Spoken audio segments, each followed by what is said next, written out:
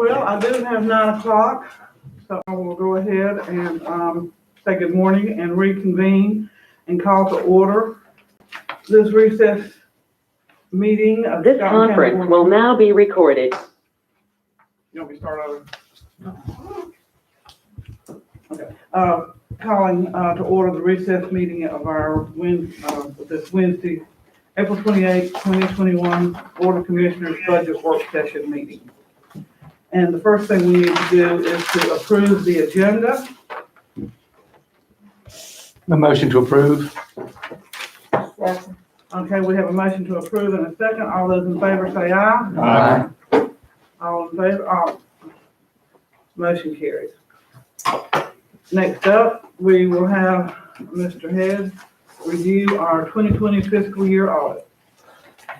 Yeah, I'm Carl Head. I'm with Roche Head and Associates.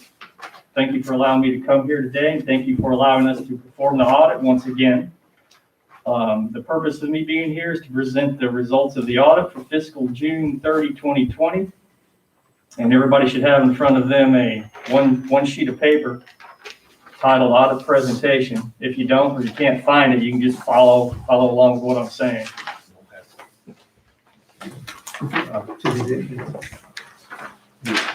Oh, there it is. There it is. I got it. Oh, I can't do that. I read it up there better. All right, so what I do is I just have a 4-year comparative here, and we'll start with the general fund. Net change in fund balance at 2020. Negative 612,649, and if you just look straight up, you can see going back to 17 what the changes in fund balance were.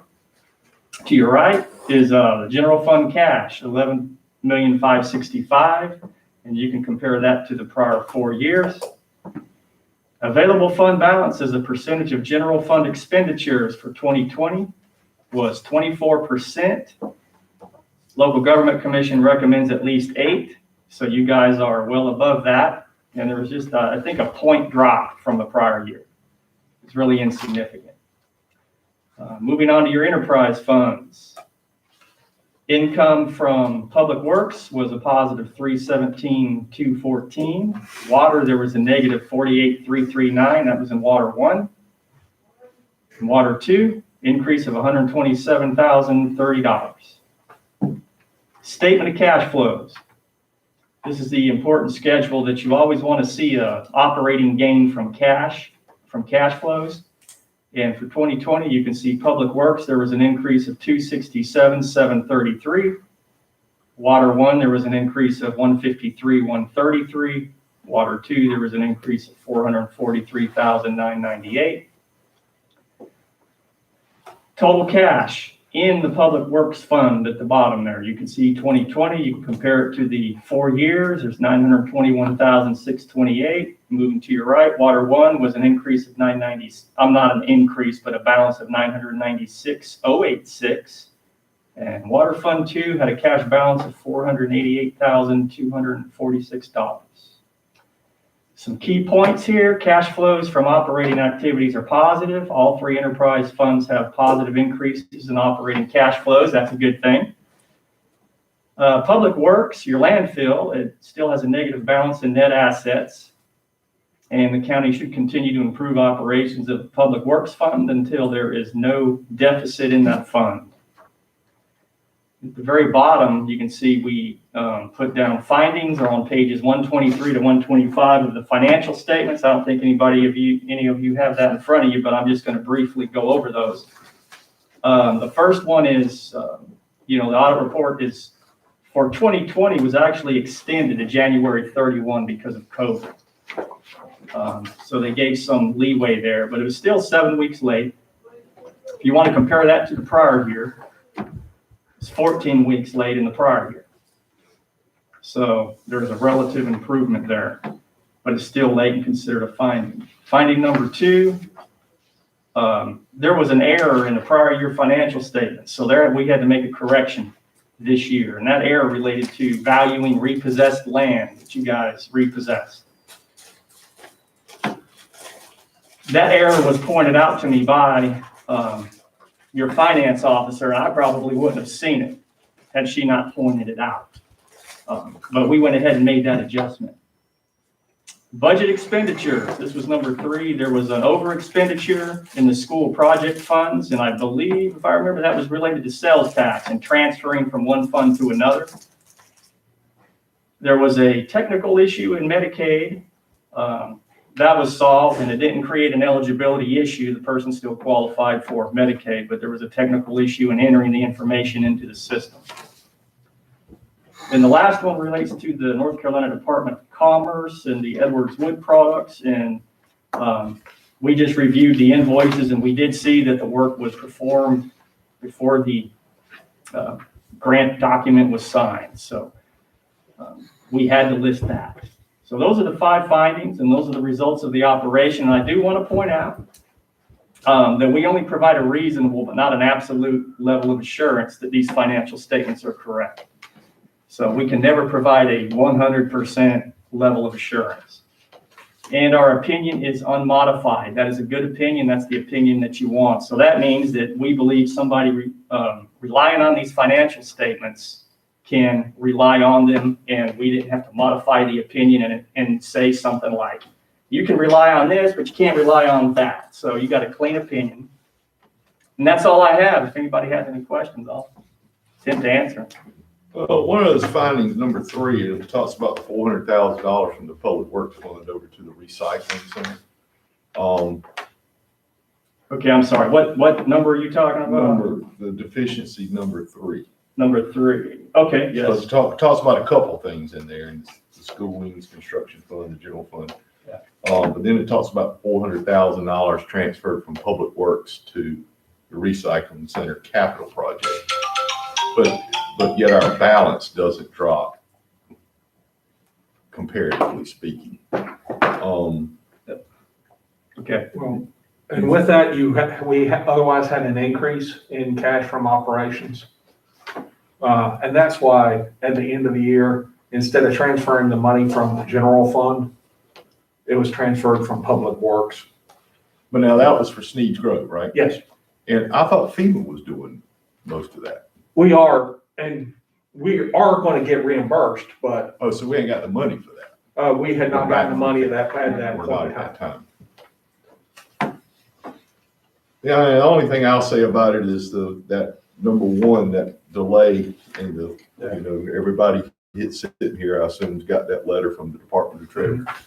And, I know this is my 3rd year doing this, and this is the 3rd letter I've got about it. And I would just say that we need to try to we spent a lot of money on financial software last year. We spent a lot of money on some salaries and upping people in that department. And I think we should raise our expectation level to have that thing done by the end of December. Or I guess that's the date that they require, right? They require your report. Well, actually, they want October 31. Well, But I don't know. I really don't know how I think it many was the way I read it. how many counties get that out. Yeah. By that date, and then they require an amended contract 1 month later if you're after November 3rd. And so. Can you or Beth respond to why it is late? As far as why it was late this year, there were a few things that we were trying to tie together. The CFA, which is the schedule that shows all of the grants and all that we get, that's a pain to put together. So we've started earlier getting that put together as much as we can, but there's still a few things left that we've got to throw in at the last minute once we get done with the end of the year. So we do as much as we can with that, but that was submitted to Carl later than what it normally is. With COVID and everything going on, I mean, that slowed us down a little bit. But we've started now for 21 of getting a lot of the schedules prepared. So we hopefully will not run into the issue of having this extended next year as far as lateness. Well, I agree with Tim. There are a lot of things, we've got a lot of issues in this county that we don't control and are some of the things that we get criticized for, I don't know the solution to, but it seems like getting these things done on time should be something that we have control over. And I would hope that we can cease the getting the letters telling us that we're not doing what we should be doing. Right. So, Understood. Tell Is me, have we everybody got the back? audit report? Have we received the audit report? The, Or what? She sent it to us in a link yeah. on your Okay, email. that's Yeah, what I missed, okay. yeah. I just wanna know, have we got an audit report? Yeah, We're talking about these things, I haven't seen the audit report, so it came to us in the link, right? That's right. Okay, Is everybody in that department back now working full-time? I mean, in yes, the office? we're in the office, yes. I mean, they're full-time, but they're not, nobody working. I don't know, how much working at home is still going on? I don't know. Any? There's some working from home and it depends on the department. I know like, even like in DSS, they were some working from home already, even before this, not many. But we did go off and, we put out that starting April 1, everybody was basically, working from home because of COVID was ended, but each department was eligible to go off and. I was just, Put up a I plan. wasn't saying that that's what did or didn't cause anything. It's just, that was a curiosity question.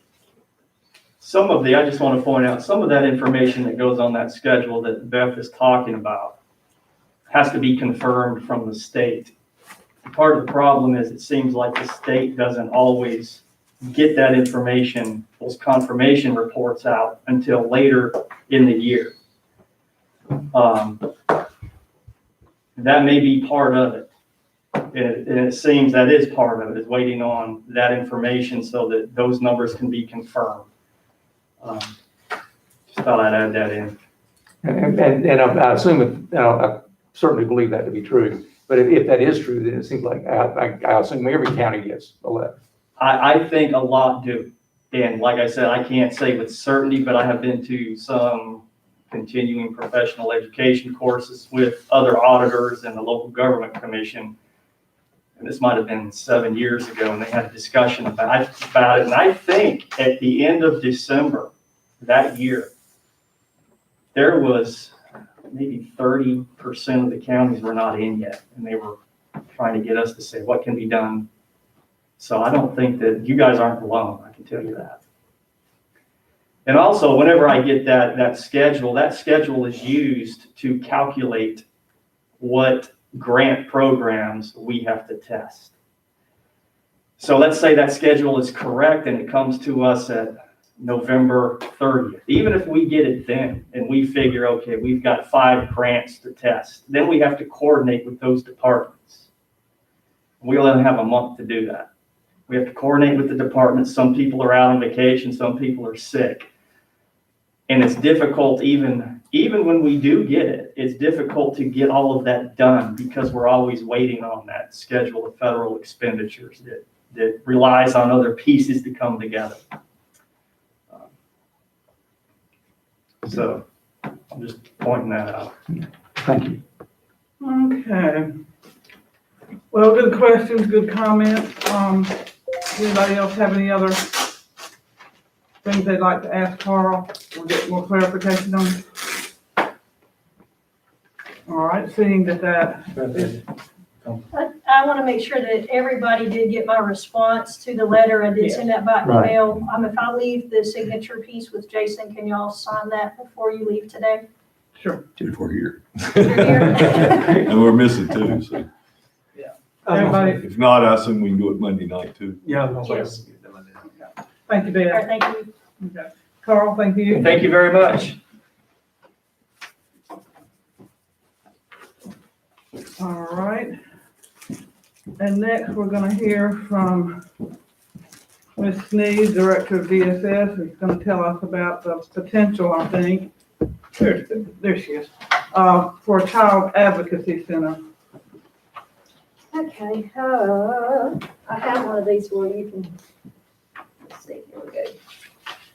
I don't know if it's easier to read here or not. So, I've been working with, Robbie Hall, Director of Richmond County, Lula Jackson, Director of Anson County, and our new DA, Reese Saunders, and a couple of his assistant district attorneys as well. And so what we've been working on is trying to get a child advocacy center for our region of North Carolina. And so right now, we are all in the same judicial district. And so, of course, you know, Mr. Saunders is our new district attorney, and he is very, very on board in getting a child advocacy center in our region. And so I'll talk about. Let me just interrupt. Tell people what you mean by region. Okay, right now, this region I'm talking about is our judicial district. Right, okay. Because, you know, there's all kinds of regions, how they group counties together. So right now, we are part of a 3-county judicial district, Anson, Richmond, Scotland. And with that change came a change in our DA. And of course, that change comes with a change in the way they like to do things. And this DA, I'm pretty impressed with in that he has a real approach to a collaborative effort for investigating, I guess you would say crimes, investigating crimes and pulling law enforcement, DSS, and the DA's office all together to make sure when a child has been victimized that we are all getting the same story, we are all having the same information, and there is a true sense of communication among all agencies. With that communication leads to more convictions for children that have been victimized. So, Mr. Saunders came from a region that had a child advocacy center, and it worked along with the rest of the collaboration. So now let me back up for a minute. You know this, and so I know a little bit about this, so I know enough to be dangerous. So Kevin and Commissioner McCall may help me with this. East Point, you know, East Point is our LME for our 10 counties. That's a different region, but they are LME, our LME. And so they decide and they approve what Medicaid services are going to be offered in your county when it comes to mental health, and what private mental health services are going to be offered to your citizens, where they're going to be located, and what providers can provide those services. So in order to help fund your LME and those services, the commissioners and the county are required to give a maintenance of effort payment to that LME every year. And Kevin, correct me, Ms. McCall, I believe your amount is around 80,000 per year that you're going to give regardless. In giving that, however, you can designate those funds for which you as commissioners feel like your county needs for mental health services. So right now, you have historically given your maintenance of effort to Monarch, or a portion of your maintenance of effort funds. You have told East Point, we want these dedicated to Monarch services in Scotland County. So I did a little research on Monarch services. You may see where I'm going with this. I would like your LME maintenance of effort funds dedicated to a child advocacy center for our region. So I'll skip to the end a little bit, or at least some of that dedicated to that. So Monarch in Scotland County right now, they do have an office in Scotland County over there across from the hospital. They are not seeing patients. It is all telehealth right now, and that is based on COVID. There was telehealth going on before COVID as well. They don't have a local phone number you can call to Monarch here. You have to call like a regional line somewhere, because I did it. I said, let me test this. Let me see what's going on. April, go ahead and tell them what Monarch, who they serve and what the services are. Monarch is a widespread mental health business, I guess you'd say, agency. They're all over the state, and they provide all kinds of mental health services, substance abuse, probably any kind of counseling that with any mental health diagnosis that you would need. Monarch is going to say that they serve you, or they're going to have somebody to serve you. I also asked if our Longburg office had a trauma-focused cognitive behavioral therapist. That's very important when children that are victims of abuse and neglect. It's another level of therapy, and it understands how trauma affects a child. And who I talked to didn't know. They didn't know if we had one of those or not here. Say that term again. Trauma-focused cognitive behavioral therapy. It's a certification. It's very specialized. and it's for children who have been victims of trauma or an adult. But it's a very focused type of counseling. So the lady I talked to said she was not sure, but she thought they did.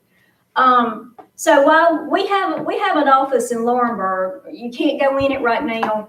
And in order to get an appointment, COVID or non-COVID, you call like this call center, and then they work you through this, network to try to get you set up with providers. So that's right now where a portion of your MOE dollars are being designated. So now back to the Child Advocacy Center. The purpose of the Child Advocacy Center is to provide better all-around services to victims and their families of abuse and neglect. So I'll explain very shortly how this works now. We get an investigation at DSS that says a child's been sexually abused. We go out and we do an interview with that child, their siblings, their family, anybody we need to interview to determine what's happened to this child. So there's one social worker interviewing that child. Law enforcement's going to get a referral from us. Then a detective's going to go out. They're going to interview that child. Then we've got to get this child a forensic examination and interview. Then somebody else is going to interview that child. So now they've had 3 interviews. And what happens when you have different interviews? Even the best of people begin to change their stories. And we're dealing with a child that's been sexually abused. So we've got that going on. We've also got, we don't have anywhere locally that can do a forensic interview or an exam. So we're dependent on other child advocacy centers to do these. And because they have them in their region, they get in first, not our children. So it may be a month later or longer when this child gets to their medical appointment and gets to their forensic interview. And then we have to wait on the results. And then we're driving 2 hours away to do it. So it's not a good system for the child. And on the business end of that, it's not a good system for charging the perpetrator and the DA being really to try a case and get a conviction, because all these different variables are playing and can play against each other. So when I say what is the difference in having a child advocacy center and what we do now, this would be like a one-stop shop for victims of abuse and neglect. It would be in our region, most likely in Richmond County, because it's midway between Anson and Scotland. And so we would have an appointment for this child for their exam and their interview, maybe within a couple days, because it's our center. And so our children get priority. So we would get them seen quickly. They would be interviewed by one person who is totally trained to do that type of interview. More trained than our social workers are, or than an investigator is at one of the law enforcement offices. And so that one interview is used for all purposes of that case. Our staff don't have to travel 2 hours and spend a day doing this. They drive up to Richmond County and then they're back. An investigator doesn't have to do the same. The family doesn't have to do the same. So the child works with that interviewer, that examiner. And after that, and we get the results back, they stay at that same place and have their ongoing counseling for treatment. It's a much more friendly environment than a clinical setting at maybe at another place or at like a hospital. Much more friendly environment. It's closer, ongoing services. Child Advocacy Center will also communicate and educate your community about abuse and neglect and the signs of that and preventing that. And of course, the DA's push with this is, we know these people, we know these practitioners, we're invested in this. We can also craft them to a degree of our flavor of how we want prosecutions to look, or what we need in order to convict the perpetrator. So Reese Saunders is totally on board. He has talked to Tom McInnes, and Tom McInnes says, I'll make it happen. You start getting your ducks in a row, and we will do what we can to help you with the funding. We meet every other week, and when I say we, I mean the team of Anson, Richmond, Scotland, the DA's office. We meet, to start trying to move this forward. One odd piece in this is that the LME for Richmond and Anson counties is Sand Hills.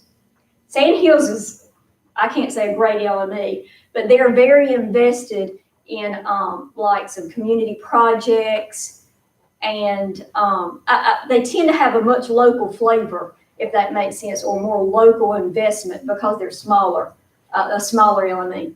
They are invested in this, and so our next step is we want to get East Point invested in this. And so today, this afternoon at 3, all of, I guess, the players, Kevin, Miss McCullough, she's available, me, and the DA's office have our first call with East Point to throw this idea out and kind of see what kind of feedback we get with there.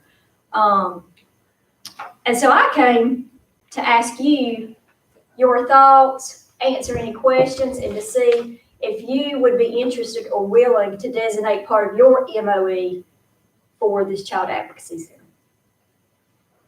In essence, is your question that we not support Monarch anymore and take the money that we generally give Monarch and put towards this? Well, when I say I know enough to be dangerous, that would be me answering that question.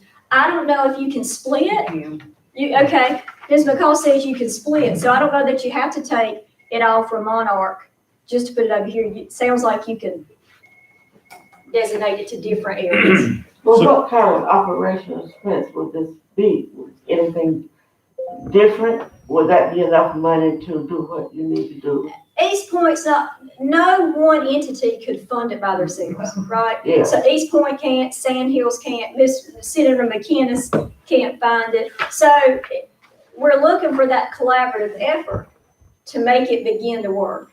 And we'd have to start small. You know, it would be great if you could have a full-time doctor in there and a full-time counselor. But that, we're not gonna have the funding to do that. So we'll be looking for contract, maybe pediatricians who can do the physical exam, contract counselors who can come in and do the forensic interviews, almost on like an on-call basis.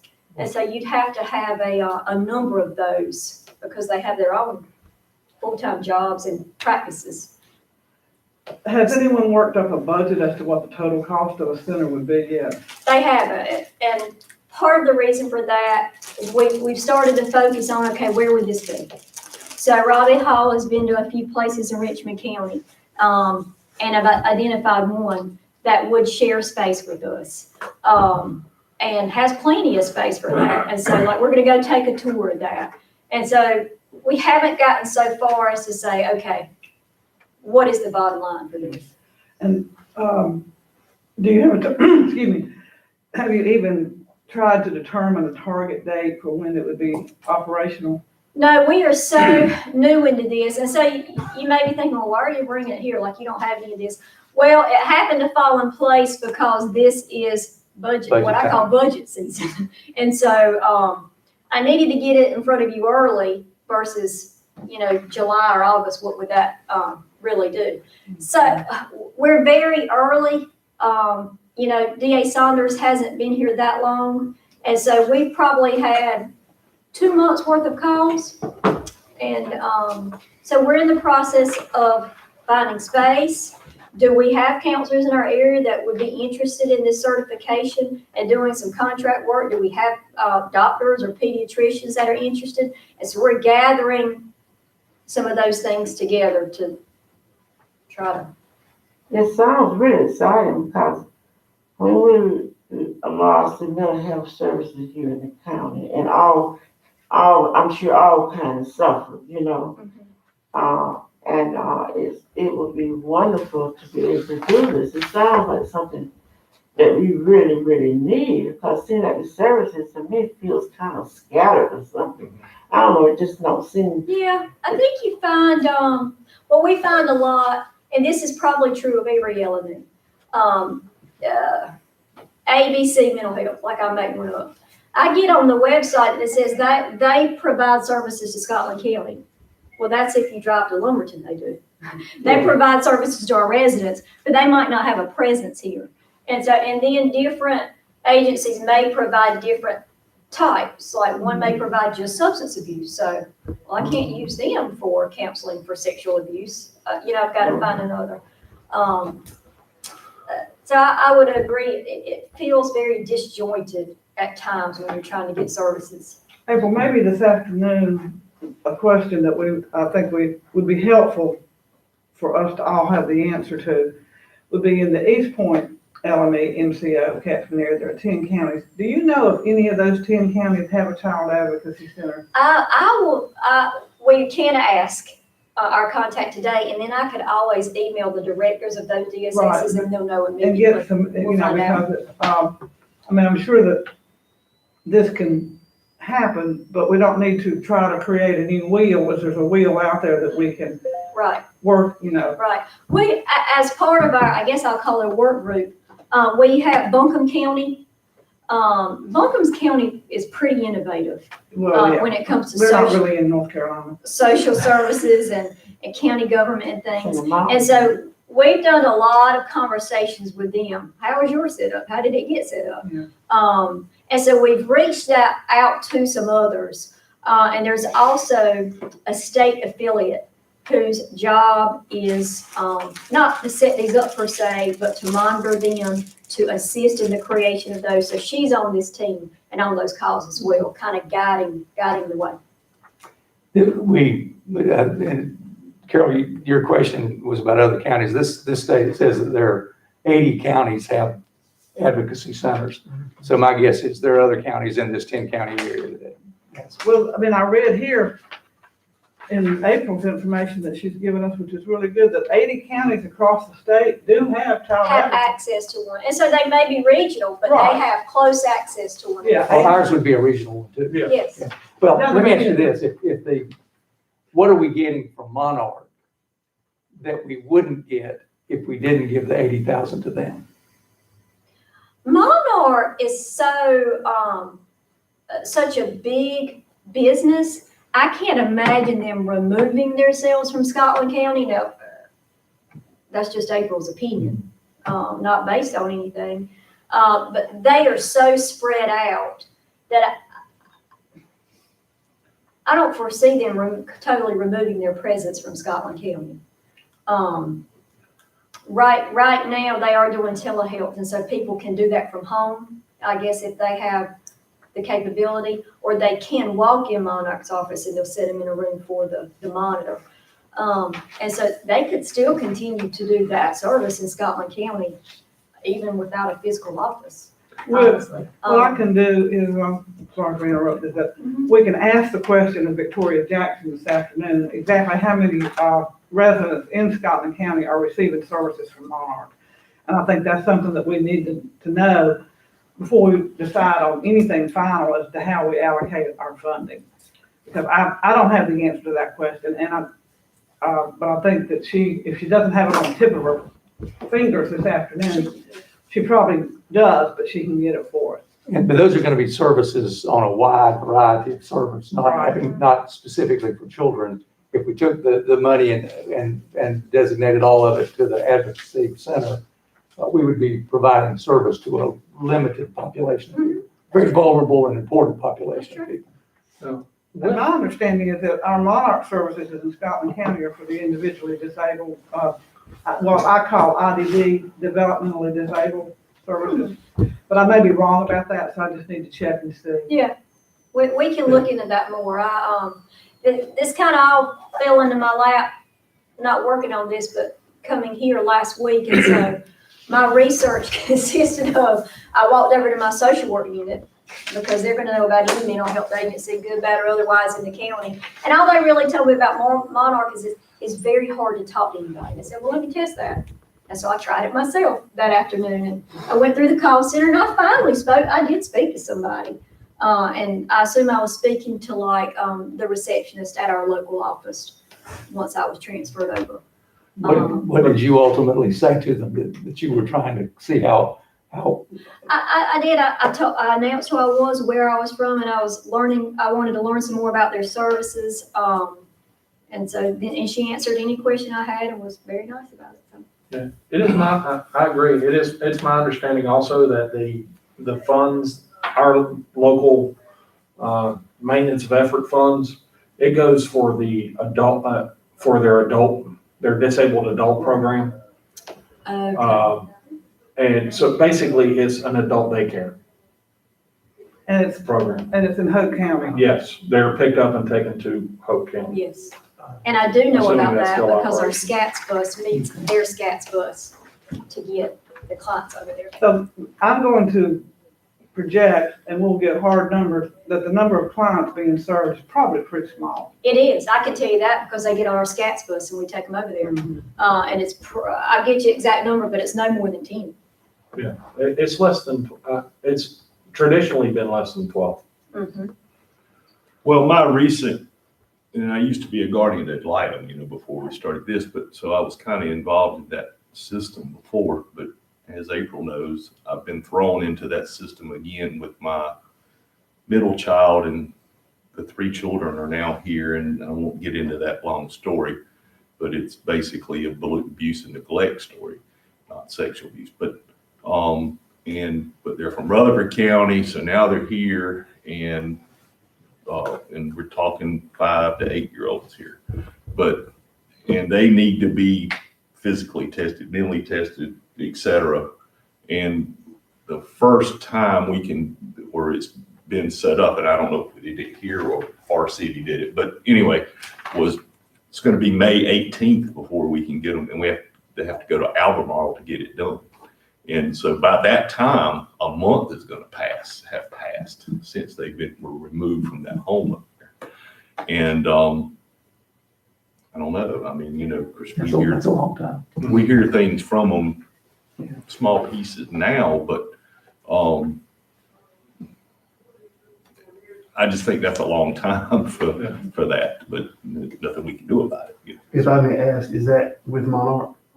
I'm not sure. In that one? If it- No, it's something- because all I know, it's in Albemarle, so.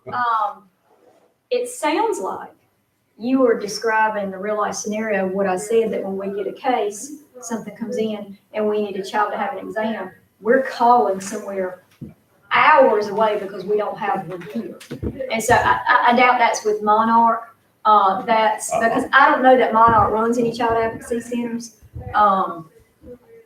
So All I know is that they're gonna do physical and the mental stuff all in one place. sounds like they're going to the child advocacy center. And so the difference would be they're waiting over a month. If we have one in our region, we might get them in 2 days. Well, from And and I'm sorry to interrupt, like, we had a case the other week, and I thought about this. We don't see a lot of horrific abuse cases with bruising and visible marks, but we did the other week. Manager came in, she says, look at these pictures, and I'm like, oh my, hadn't seen this in a long time. And these are little children, and so, of course, they had been taken to the hospital. We took our pictures on this day. The bruises were already getting old. We can't get those children examined for another month or more. I said, Those bruises aren't gonna be there. so our investigator needs to go. Now, this is traumatic, this child. Think about, you're undressing this child every time. Go out there in 2 days and take the pictures again. Go out there in a week and take them again. So at least we can show that doctor how these bruises progressed and healed. Because otherwise they have nothing to go on. So if we had it here, the child might be there in the next day, 2 days, 3 days, and the doctor could see their the injuries. Well, that's why I brought it up, just because that's a real live scenario of of the need for that,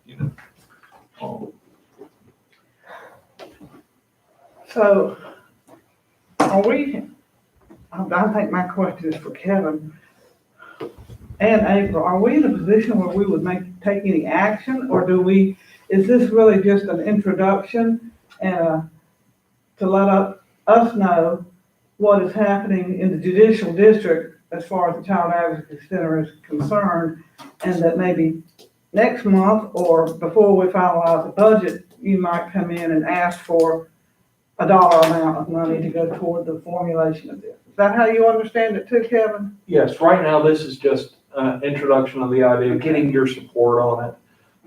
Because this is going to take months to develop. At least. If everything else were lined up, you're still probably it would still take 2 months to get providers in place, after everything else. So this could easily be discussed again next year. But what we need is support from this board to continue this conversation with, East Point. But even if we, when we get to Either for. the June budget part of it, designate X amount of dollars, if for some reason it doesn't come together, we could still send that to East Point or I guess it all goes through East Point anyway. Yes. Here. But anyway, the designation could be there, and then if it doesn't exist by that budget year, we can still take it up the next, who I knows? assume we could also ask Ms. Jackson this afternoon, what if the commissioners designate some of these funds and then the center doesn't start? That's kind of what I was just Like- saying. That's what I'm Can it wondering, fall too. back all to Monarch, or, Well, what happens in that scenario? Because that timing is odd the right now. timing, You just- the timing is not as good as we'd like for it to be, that's for sure. And it may be that we would slowly withdraw our funds from Monarch and not say, we'll do it all at one piece, because this is going to evolve. Monarch isn't going away. And it doesn't mean that these 10 people in Scotland County won't get these services from Monarch. They will continue to be served by Monarch because East Point has other means in their financial. And I would assume that these people, Monarch is getting Medicaid payments for these people. Right. So they are going to continue to be served That because will- Medicaid is going to That was the continue. question.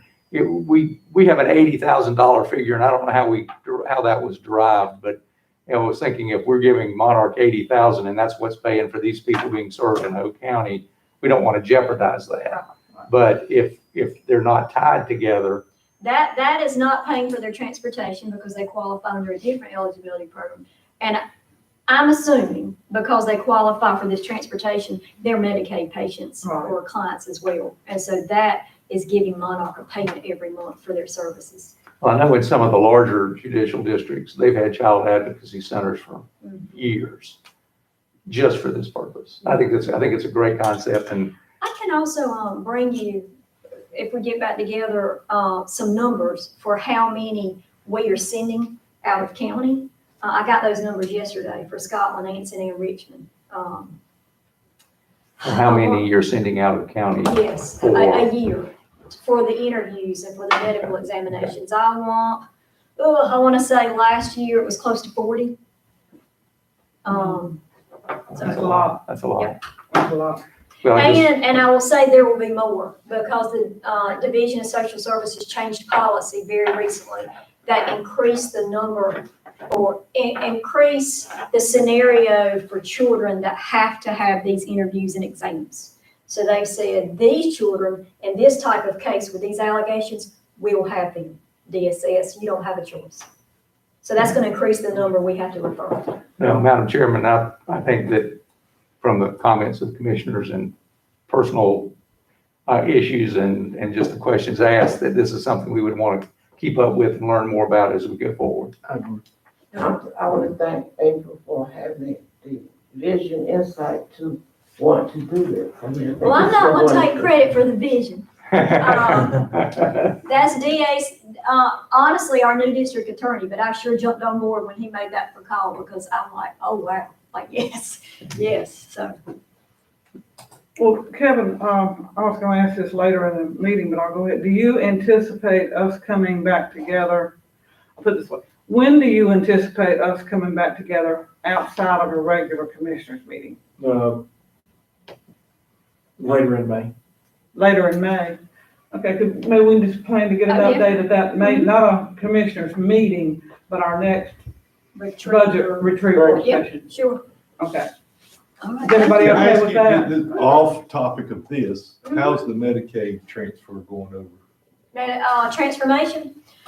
I feel like we're in this weird, like, zone of standstill. And I say that because there's nothing actively beyond educate, communicate that the department is doing right now or has to do. So of course, we are still in that enrollment period where anybody that is going into a Medicaid managed plan has gotten their letter and should be calling an enrollment broker and enrolling. You don't know how many he's done it, do you? No, when I say we're in this weird zone, we are not getting a lot of information from the division. What we get is the same thing we had 6 months ago. And so we're not getting like numbers. So you want 25% or 85%?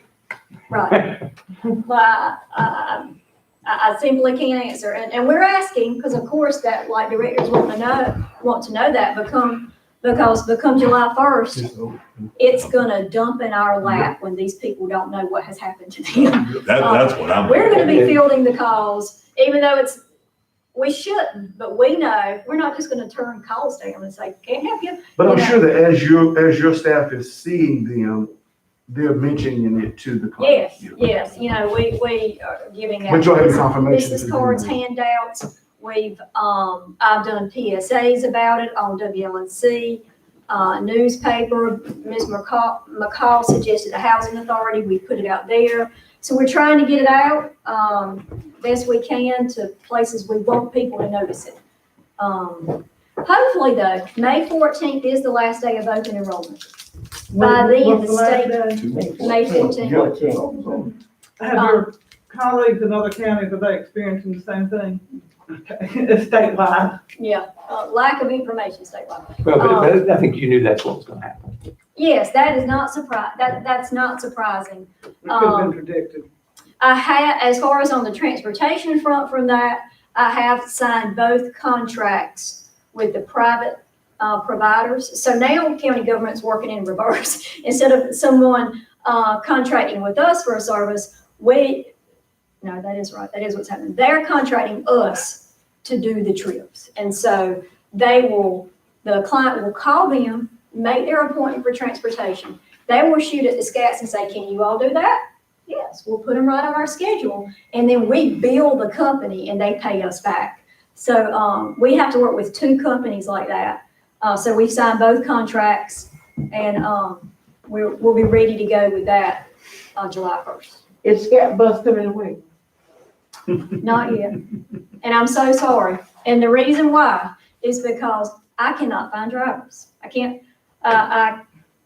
They will for medical appointments, right? yes. Not a regular Yeah, line. yes. Yeah, They that's still acceptable. medical appointments, they still, for, if you are elderly, if you are disabled, we will still come get you and bring you for medical. For grocery shopping, we will still bring you for scheduled appointments.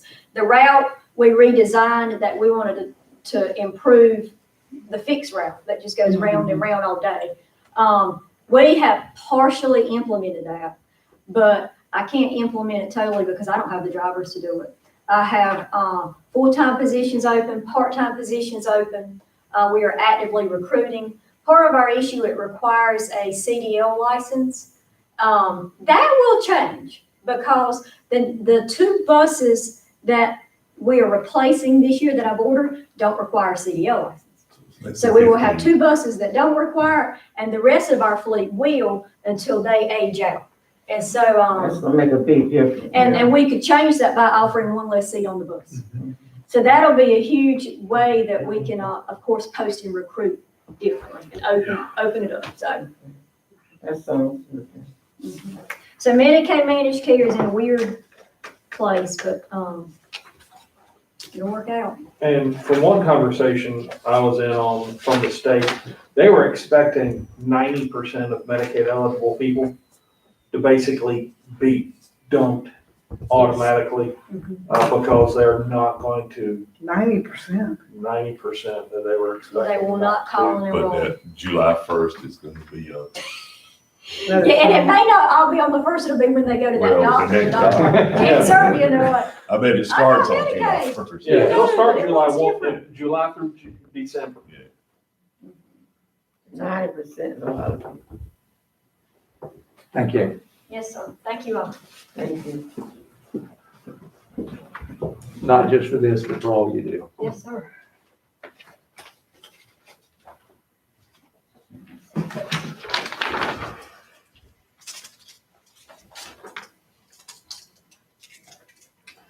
All right, now we're gonna have some insurance information, Kevin. Yes, This was discussed at the February retreat, just introduced. Back in 1920, or planning for the 1920 year, was the first time we introduced a buy-up for people to maintain the PPO plan. This is a plan where you pay a co-share, you pay your $35 when you go to the doctor versus maintaining going to the high deductible plan. For 1920, it was 25% of the difference between the premiums. For 35%, it was the difference between 35% of the difference. And it was only set for 2 years, and then it would be brought back for discussion again. So what we're looking at is for what would we do for the next 2 years or moving forward for the difference in between the buy-up.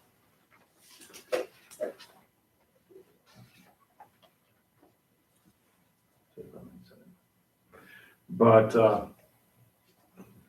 if we look at going to a 45% buy-up for next year and 55 for the year after. And that's just for the ones that are still in the PPO, right? Yes, sir.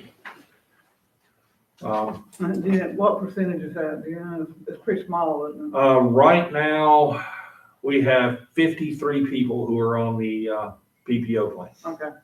270 are on the high deductible. Or 53 active employees. The difference in between, for 2020 to next year, our monthly premium for a PPO is $1,000. So $120 more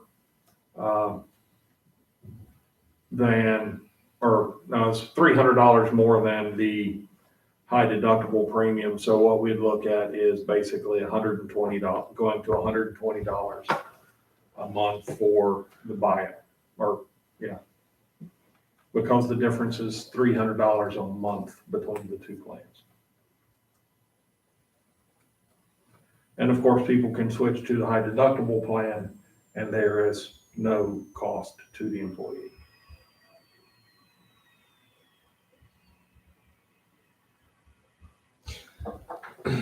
I mean, it seems like a lot to go from last year, $60 to next year, it'll be 120, so it's doubling. Well, For their out of pocket. From 85 to 120. No, I'm going from 720 to 722. It goes 60 to 120, so it's doubling.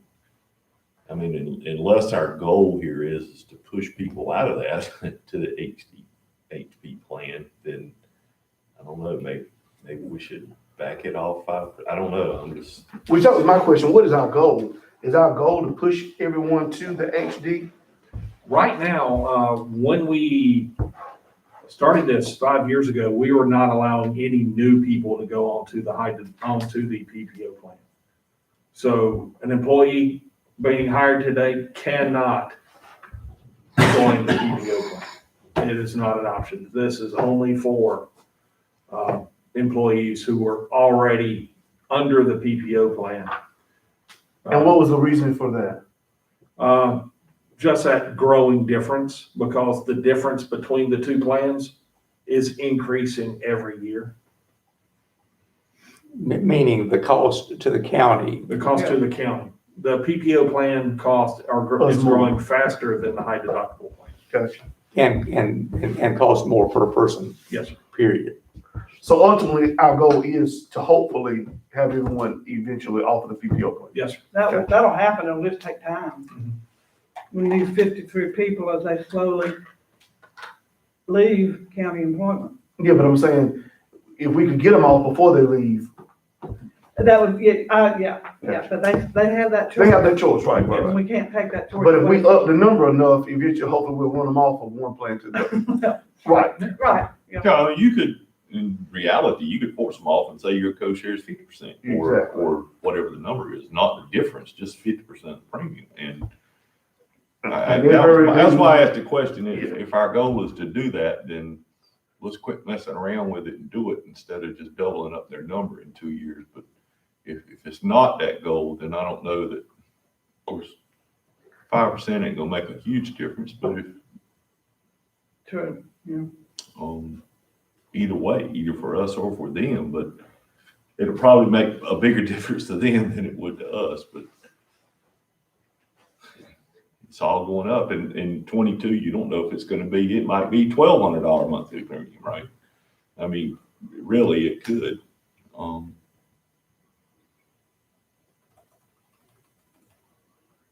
Okay, Kevin, again, this is just FYI. This is, we do need the board to make the decision. If you don't make any, if you do nothing, it remains at 35%. Where we want to go with it, if there are any changes, that would take board action. Let me, Well, let we me- don't have to do that today.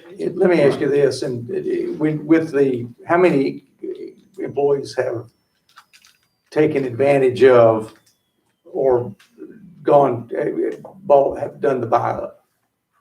Right now, 53 are taking the PPO plan. But how many of them in the last year went from PPO to the high deductible? I don't. Any? Probably not. Because they're, they've been paying for it, so they just want to stay on the PPO plan. And when you increase the buy-up differential, you're increasing the cost for them to buy up. Correct. So if they didn't do it at the lower rate, what makes us think they're going to do it at the higher rate? It's just deferring cost from the county back over to them. At this point in time, I don't expect them to go off and change unless they go off and, they haven't done it yet, but if you go off and say, we're gonna give you $90 a month for the high deductible plan to go into your health savings account, or you're gonna pay us $37 a month to keep it, the vast majority of people are in a far better position to go to the high deductible plan. If you run the math on that. So the people who are in here, chances are most of them are just, they have that emotional, they just prefer having, when they go to the doctor, I prefer paying $35 a month rather than when I go, it's $90. Okay, and maybe I don't understand this, so help me with this. But so the increase, is that the increase in the amount of money we are giving them for going to the high deductible? No, right now, if you're for employees who are on the high deductible plan, we contribute $88 a month, $1,000 a year into a health savings account. Okay. For everybody who's in the high deductible plan. And so if you're not on the high deductible plan, you cannot have a health savings account. So it's basically, we're contributing to your health savings account or you're paying us an amount.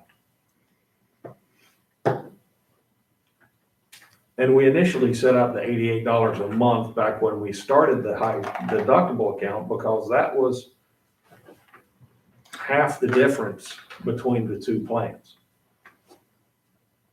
And so we were giving them something, hoping they would switch to the high deductible. Correct. Okay, then are we increasing what we're giving them, or is it costing them more money by going to 45%, or are they receiving more money? It would cost the employees more money who choose to stay on the PPO plan. They don't get that $90 or whatever. Right. If they're on the PPO plan. And I bet a lot of the ones that are on the PPO are older employees who don't have the great need for a health savings account, but younger employees with children I don't know. I mean, health savings is, I know what it is, and I think it's a great plan, but if I were working right now, I wouldn't need it. So, I don't know. This is not my place, but from a staff perspective, for some reason, staff, especially like Ms. Carroll said, our older staff are very afraid of that high deductible. Like, but like Kevin said, if you run the math, especially if it starts going up to that $120 coming out of their check a month, that they are better off to switch over and have a $2,800 deductible. The maximum But amount it's of hard to pocket, explain that to people. yeah, the maximum amount of pocket on the two plans is It's like a $28. $200 difference. And the county's giving you 1,000 of it. And I'm correct, that's their money, period. Mhm. I mean, they, As soon as it goes into the account, it's there. it's theirs, they can do what they want to with it. The IRS is the only people who they have to answer to. We don't feel like you're talking out of place, because I was gonna say, how's the employees? You know, feel when about this, it, when you know? this started years ago, well, I'll give my personal experience. The county offered it, God, how many years ago, 5 or 6, and I said, I'll sign up. Mhm. I'm in relatively good health. I'm not gonna go to a doctor a whole lot, so this would work for me. And then the county rolled people into it or took part of the premium out of your check, and people went nuts. Because all they heard was, oh my God, this deductible. But they didn't hear the county's giving you $1,000 to help you meet it. And when it started, the deductible wasn't $2,800, it was less. So even if you're someone who does have a lot of medical needs, the most that's coming out of your pocket is $1,800, and then your insurance kicks in. And when it kicks in, it's no better or worse than any other insurance, I feel like. And you can always add more money to that too. I mean, Yes, you can, your health savings account, you can choose to put in $20 extra or. I think the limit's just over $3,300 a year that you can contribute. But now, people are rolling into it, they don't know the difference at hire, because we're not so big, I can still make offers to hire for people that come in my department. So I explained part of the benefits of that, and one of them is health insurance. And so I try to help them understand this may look different than other health insurance you have. You don't pay a copay at the doctor, you pay what the doctor says is owed for the visit, but you have this account over here with money in it to help you with that. And so people now just say, okay. And Well, health savings plans are they're common in private sector. Very, very, very common in private sector. I also try to stress to our current staff and new staff, you are not paying a dime for health insurance. Scotland County is probably one of the few counties that is paying your entire premium right now. And it costs a lot. Yeah. It costs a lot to do so. The time we get to 23, because we don't know what 22's premium is gonna be, I assume that's a guess there, right, Kevin? But let's just say it continues to go up at 10 or 20%, and we go to 55%. By the time we get to 2022, they're gonna be over $200 a check to take it out. And then that's gonna be a hit to a lot of people, most of the people working with the county. And I don't know if it's not that time that we just start saying in 2022, it's going away. Here's your health plan. And I mean, I hate to do that just because, but if, like I said, if they put the pencil to it, they'll figure it out that it's probably better. But, I don't know. But for us, our conversation is, do we remain at the 35% or move to 45? Yes. Gotcha. But we don't have to decide this today. We need to decide, go ahead and have that decision by the end of May at least. Oh, well, we can talk about it Monday night. Yeah, You know, give but everybody this a gives us weekend time time, right? Think on it and let it marinate. Unless somebody wants to do something. I mean, I'm fine sitting on it till then. But like this year, our 22 number, because that's what we're planning on, we know it went up 7%. We just got that information in not too long ago. that increase is 7%. I was expecting higher because our utilization was 18%. Our January utilization was 118% of premium, or 112% of premium. But I guess our other utilization was better, so it was only a 7% increase. So, but yeah, that number, even if you keep it at 35%, that number's still gonna go up, and it's gonna go up every year. Yeah, it's gonna go up naturally just because of the premium. Right. So.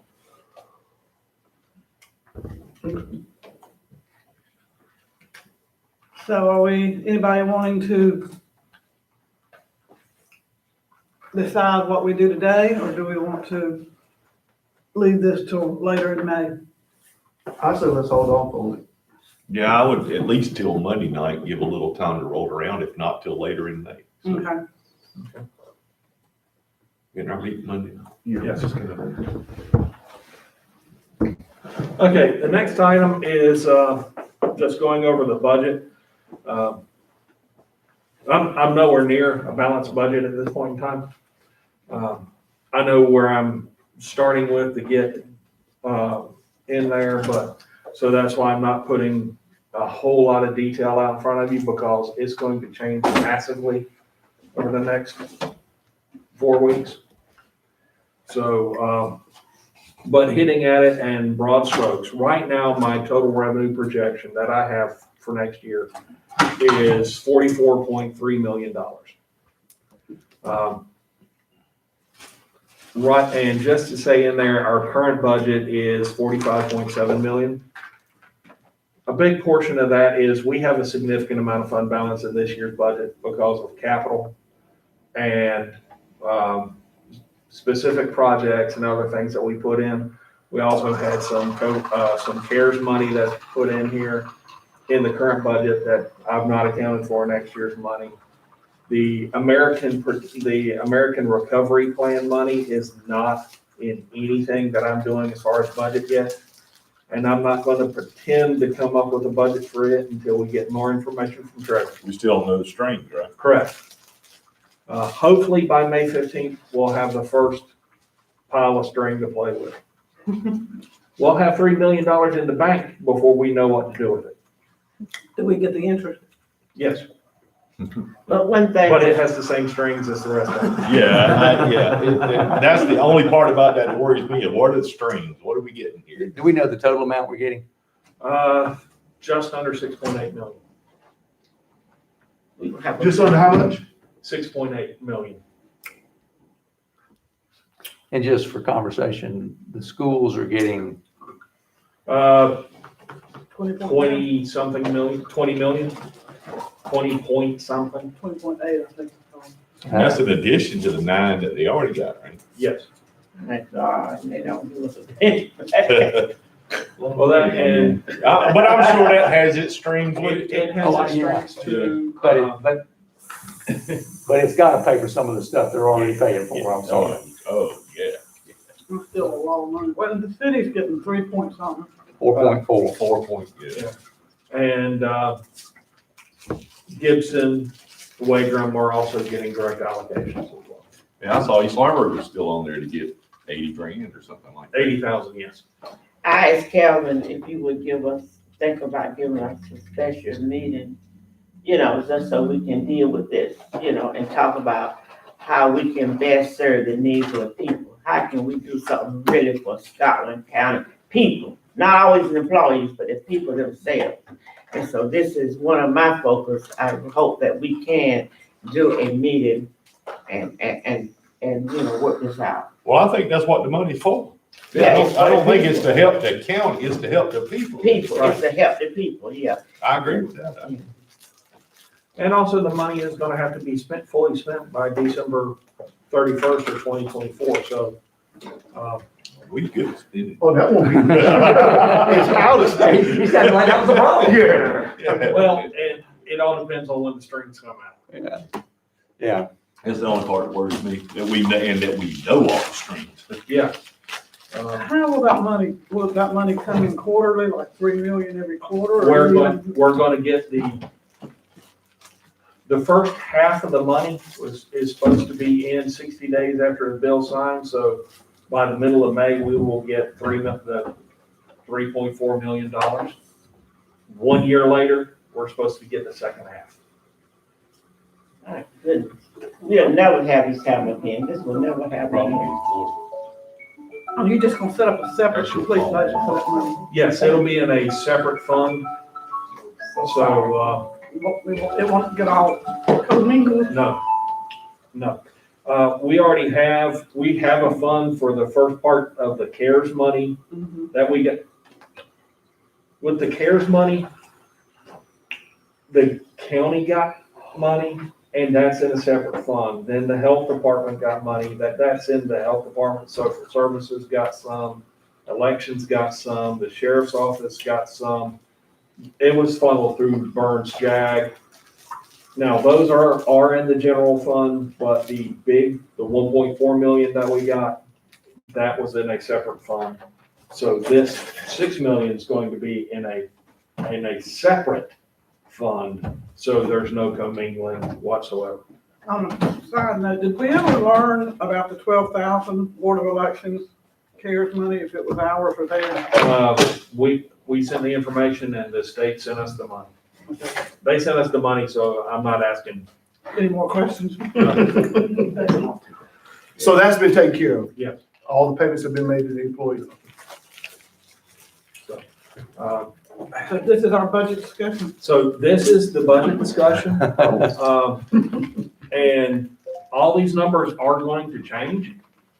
Now with this, and I'll talk about the first thing, I have goals in here. I don't have a whole lot of goals in this budget.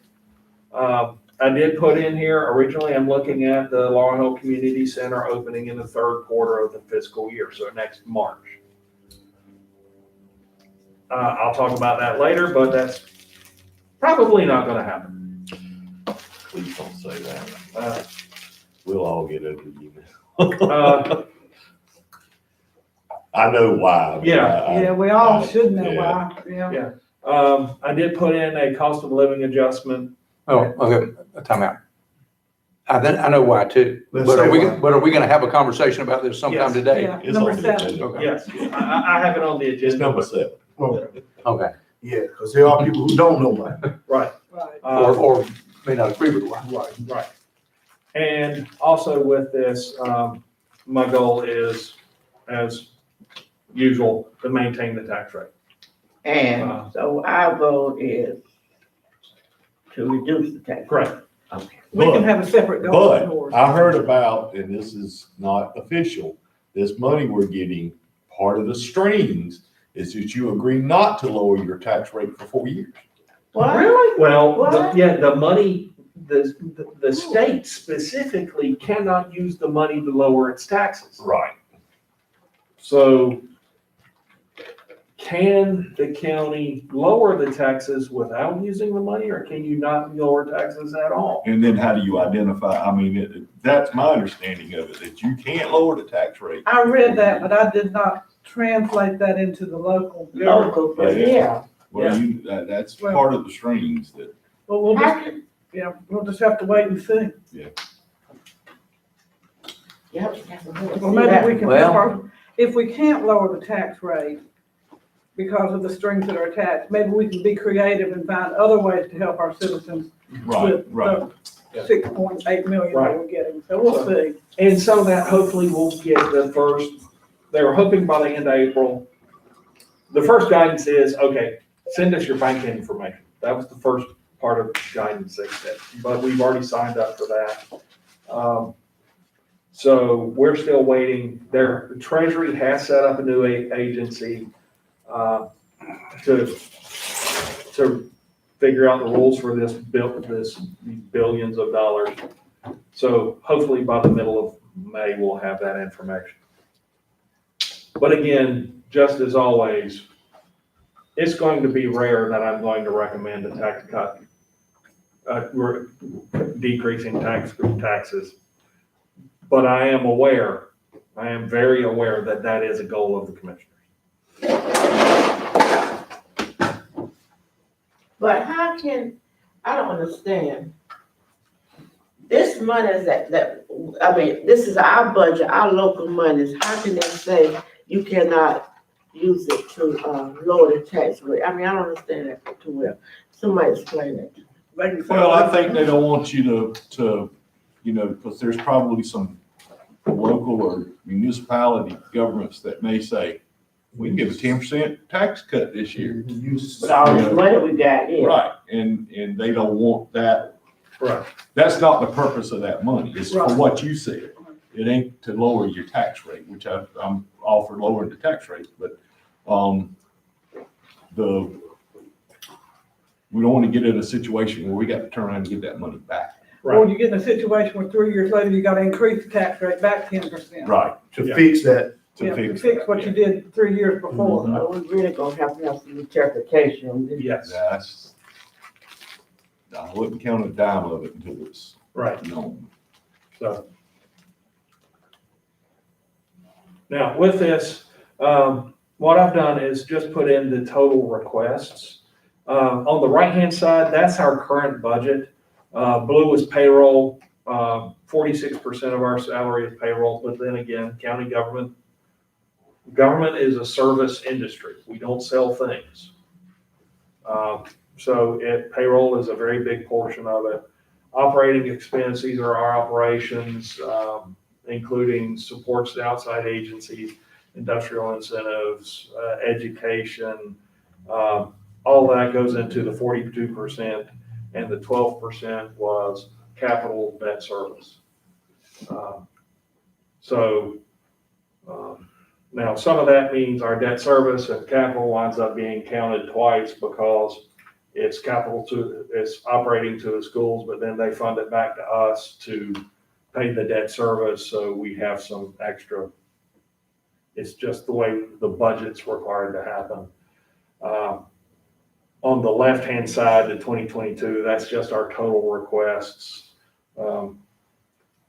Payroll went up from 46 to 47% because right now I do not have the lap salary in here. That is all funded, all positions budgeted based on position control versus I have lap salary budgeted in the 46%. So that 47% is going to come down as I go back in and key in the portions of the budget, the salaries that I know we're not going to spend, things like that. There's some capital items that are not going to be, that I'm not going to recommend. So honestly, these numbers are going to be very, very close to, these two charts are going to be almost indistinguishable from each other. Just curious, the 10 million plus allocated to the schools, where does it show up on that chart? Operating. That total will go into operations, okay. Even though some of those money are spent for personnel items within the school system. Correct. Okay. Because it's not. For us, it's operations. Okay. Can I ask for one thing? And I do this every year kind of in an email, but everybody may want this, is when you get it down to a line item by department, total this year, anticipated, I guess would be your June, and then your third column would be proposed. Yes. And actually the worksheet that I have the last 2 years actuals. I have the original budget, the current budget. I have where we are as of the end of the month for May. That will be updated for the end of the month as of April next week. And then I'm going to have proposed, and you will have, as I get close to that, I will share that information out. Right now it's in a master sheet, so it's all departments all at once. But you know what I'm talking about Yeah. by line item, not Yeah, just. you'll have it, Yeah. you'll have access to the master budget by line item. Thereafter, I will take it and do a little summary by department. And that department will break it out into these categories, but by year and with totals. But you'll have access to the line item budget for everything as well. So you will have access to all of that information. And I go back to the audit while we're talking budget. Since those 3 items that were non-budgeted items, were budgeted amendments done, do we need to do that now, or is it just too late? Adjusting those, that was last year's. I understand, but I didn't know if process-wise, if we needed No. to do it now. Okay. It's too late now, it's already on the audit. And those were items that were already accounted for in the general fund, but they were just shifted out of the general fund. Right. At the, in June, so.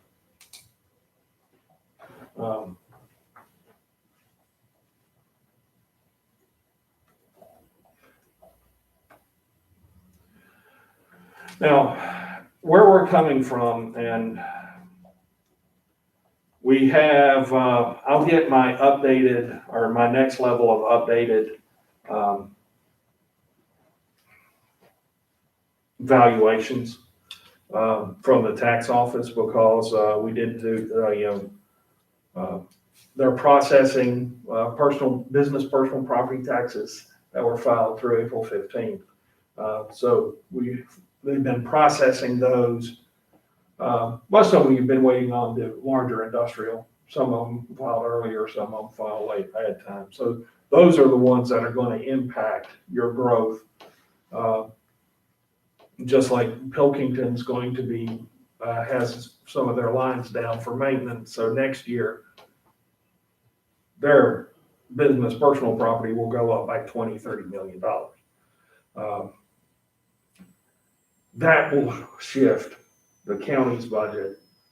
Somebody buying a new car doesn't shift our budget. So, but with that, as of the end of March, our adjusted property tax collection rate, again, fortunately, I was wrong. This is one time I'm happy I was wrong. We budgeted $21.8 million to collect it, but as of the end of March, we'd already collected just over, we'd collected $30,000 more than that. That amount will continue to increase primarily through motor vehicle taxes, but we'll get some personal property after that as well. But I mean, real estate after that. So right now, looking at just under $22.5 million in next year's budget.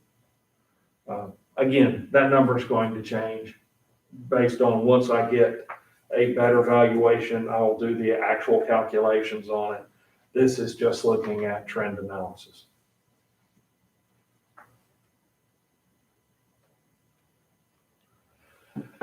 Sales taxes, again, right now, we're back in, again, glad I was wrong. With this, our budget as of March 31st was $5.1 million. With that, also please remember that the amounts that we receive in July and August count towards last year. So we only have 7 months at this point in time. So looking at that, we're looking at basically a 2% increase over the 2020 amounts. So we're looking at about $7.5 million. So that's our increases. Somebody said that was gonna happen in this room. I forgot who it was. So, hey, I know, there won't be Again, rejecting it, but. I'm glad I was wrong, and so, but that's. Is it getting hot in here? So what It's percentage stuff. increase are we seeing in sales tax? Why don't you just open that door and see if that Can you is? put a number on An increase, 1.8 to 2%, right at a 2% it? growth. That's what I thought I heard you say, 2%. So, and that's actually about what the state has been seeing for the last year. And some of that is also, especially it was, when you look at the statewide collections, collection rates, especially when you saw the stimulus monies hit. You saw the definitive impact. What was also interesting, because occasionally the state would send out sales tax collected by product category. And beer and wine collections sales, it was up 500% from last year. And we understand why. Yeah, I mean, somebody told me that, alcohol sales in 2020 were up 40% in North Carolina. Yeah, I've seen the numbers for the ABC here Wow. is up quite a bit. Yeah. And part of their shells are empty. They can't even get it in. so it's amazing just to go off and see what's that one line way up here. But there's also some concern with that, Yeah. what are going to be the problems down the road from Yeah. this? Oh, yeah. Yeah, because that's gonna hit our mental health line. That's what I'm saying. Every year you're gonna have to get to increase your mental health. So, and some of that DSS is already seeing I'm sure. increases.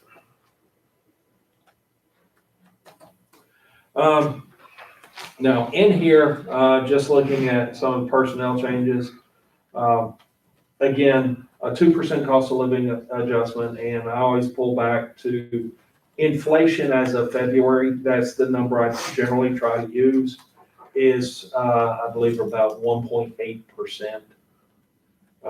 So looking at a 2% cost of living for everybody in the county is $170,000. Health insurance went up by 7%. That's an increase of $268,000.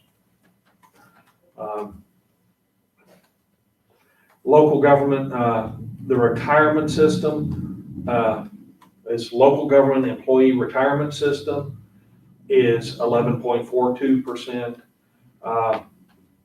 LEO is law enforcement officer. That's any sworn officer. And it doesn't matter, and it may be a sworn officer who's working on the road or a sworn officer who is working in the jail, but they are a sworn officer. That is a 12.04%. That difference is by legislation. That is not a choice of this board. And of course, if you work for a local government in North Carolina, that government, it participates in the retirement system. So that's not an option. One thing that we have had some conversations about, and it's about looking at finding ways of additional recruitment, additional retention. We did have an internal conversation about benefits. Is right now, a number of years ago, we reduced our 401k contribution from, I can't remember if it's 2.5% or 3% down to 2%. The conversation just brought up about looking to change our 401k contribution again, potentially increasing that. A 0.25% change in 401k would be $35,000 annually. 401k contribution, that's something that you can change annually. And so that, but once you make a payment, it's in the employee's account. But honestly, the year after that, the board can choose not to contribute anything. So this does not necessarily always multiply the way, okay, we want to do more health insurance, or we want to do some other insurance, we want to do other things. Those can cost long-term. This is it. So if the board is interested in that conversation, I would actually see if the policy committee would be interested or willing to take that conversation.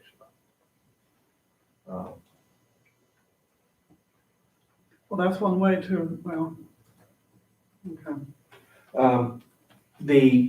Also, I get a number of position requests in the budget.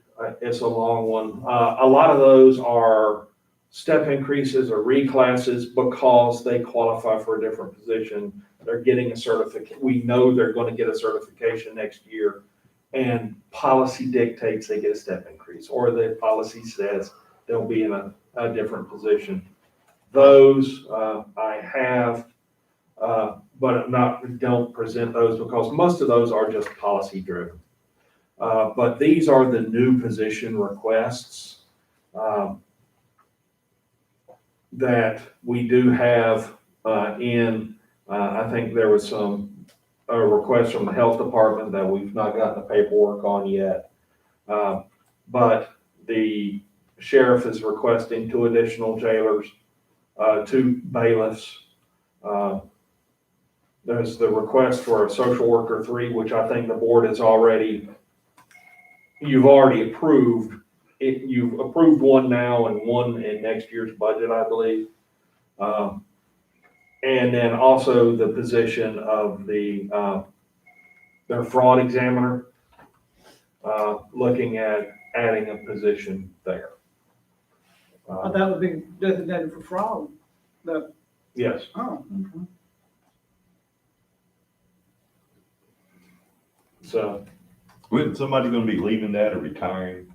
That's what I thought too. yeah, our current fraud examiner will be retiring within the year, or potentially retiring within the year. And he is very good at his job. We need somebody Oh, in he's there. put in his retirement.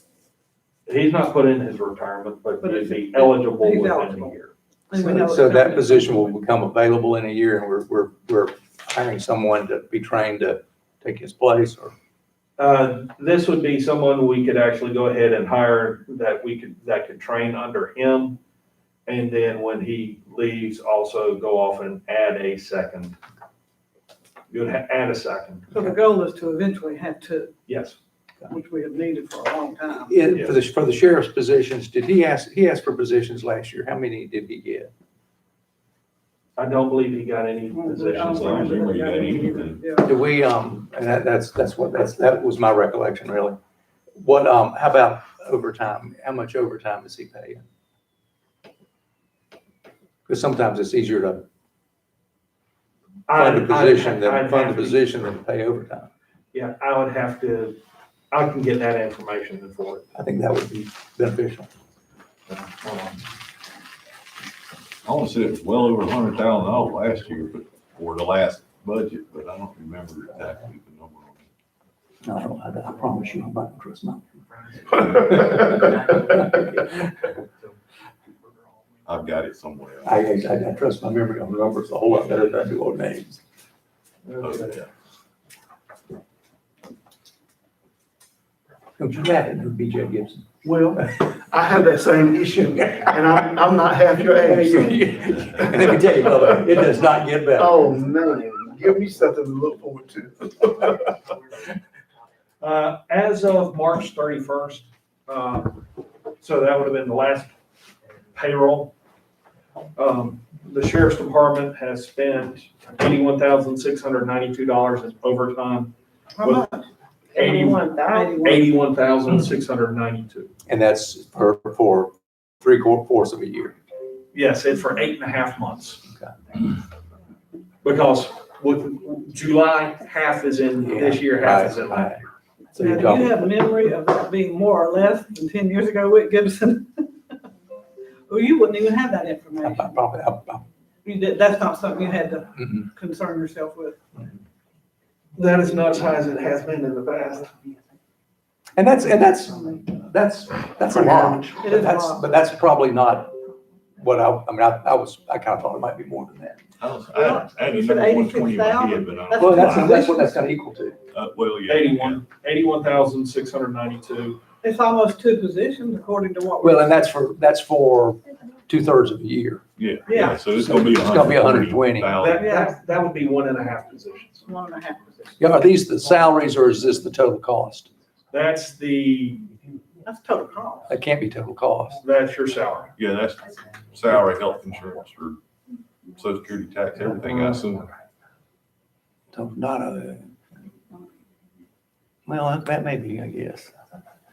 Yeah, because the other one is not, And a bailiff is not a. yeah, they're not making that. They're not making, they're making 25 to Yeah, 30. they're not making Yeah, 47,000. okay. And I don't think social worker threes are making 61. They probably should, but they're not.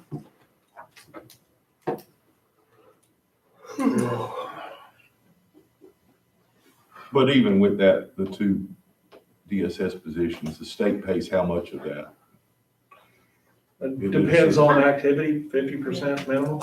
Yeah, 50 minimum, depending on the eligibility of the children they're working with, can go up to 75. And that 61, I believe that includes benefits. That's why that looks like Social security that. tax, everything. Yeah, sorry. If That that was should the- be closer to 43. Yeah, yeah. Probably about right. If that were the salary, you probably wouldn't have any trouble recruiting. But then you're, so probably on average, most of those positions are about 60% funded by someone else.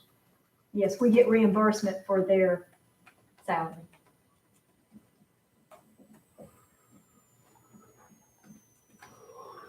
April, I have a random question. When you request a new position and you're gonna get reimbursed by the state, does the state have to approve that request? Yes, Okay, that, long story short, your commissioners, approve that you can have the position because they fund it clearly. And then Office of State Human Resources approves that we have classified the position correctly and it's in the right pay scale. okay. And so with these, they're very common and we send it up and in the next 2-3 days, we get it back and they say, okay. Do you get much interest in those social work positions, April? It is all over the place, Ms. Goldston. There are times we post and we will get flooded with applications. And there are times we don't. Even within like the same few months, maybe. Very rarely do we get people that are fully qualified with child welfare experience. Very rarely does that happen. We may get people that are fully qualified, but they've never done child welfare. And so it's not easy to fully qualify to get all the way up to like that social worker 3. You may have to come in as a 1 or a 2 and work your way up to the 3 with experience.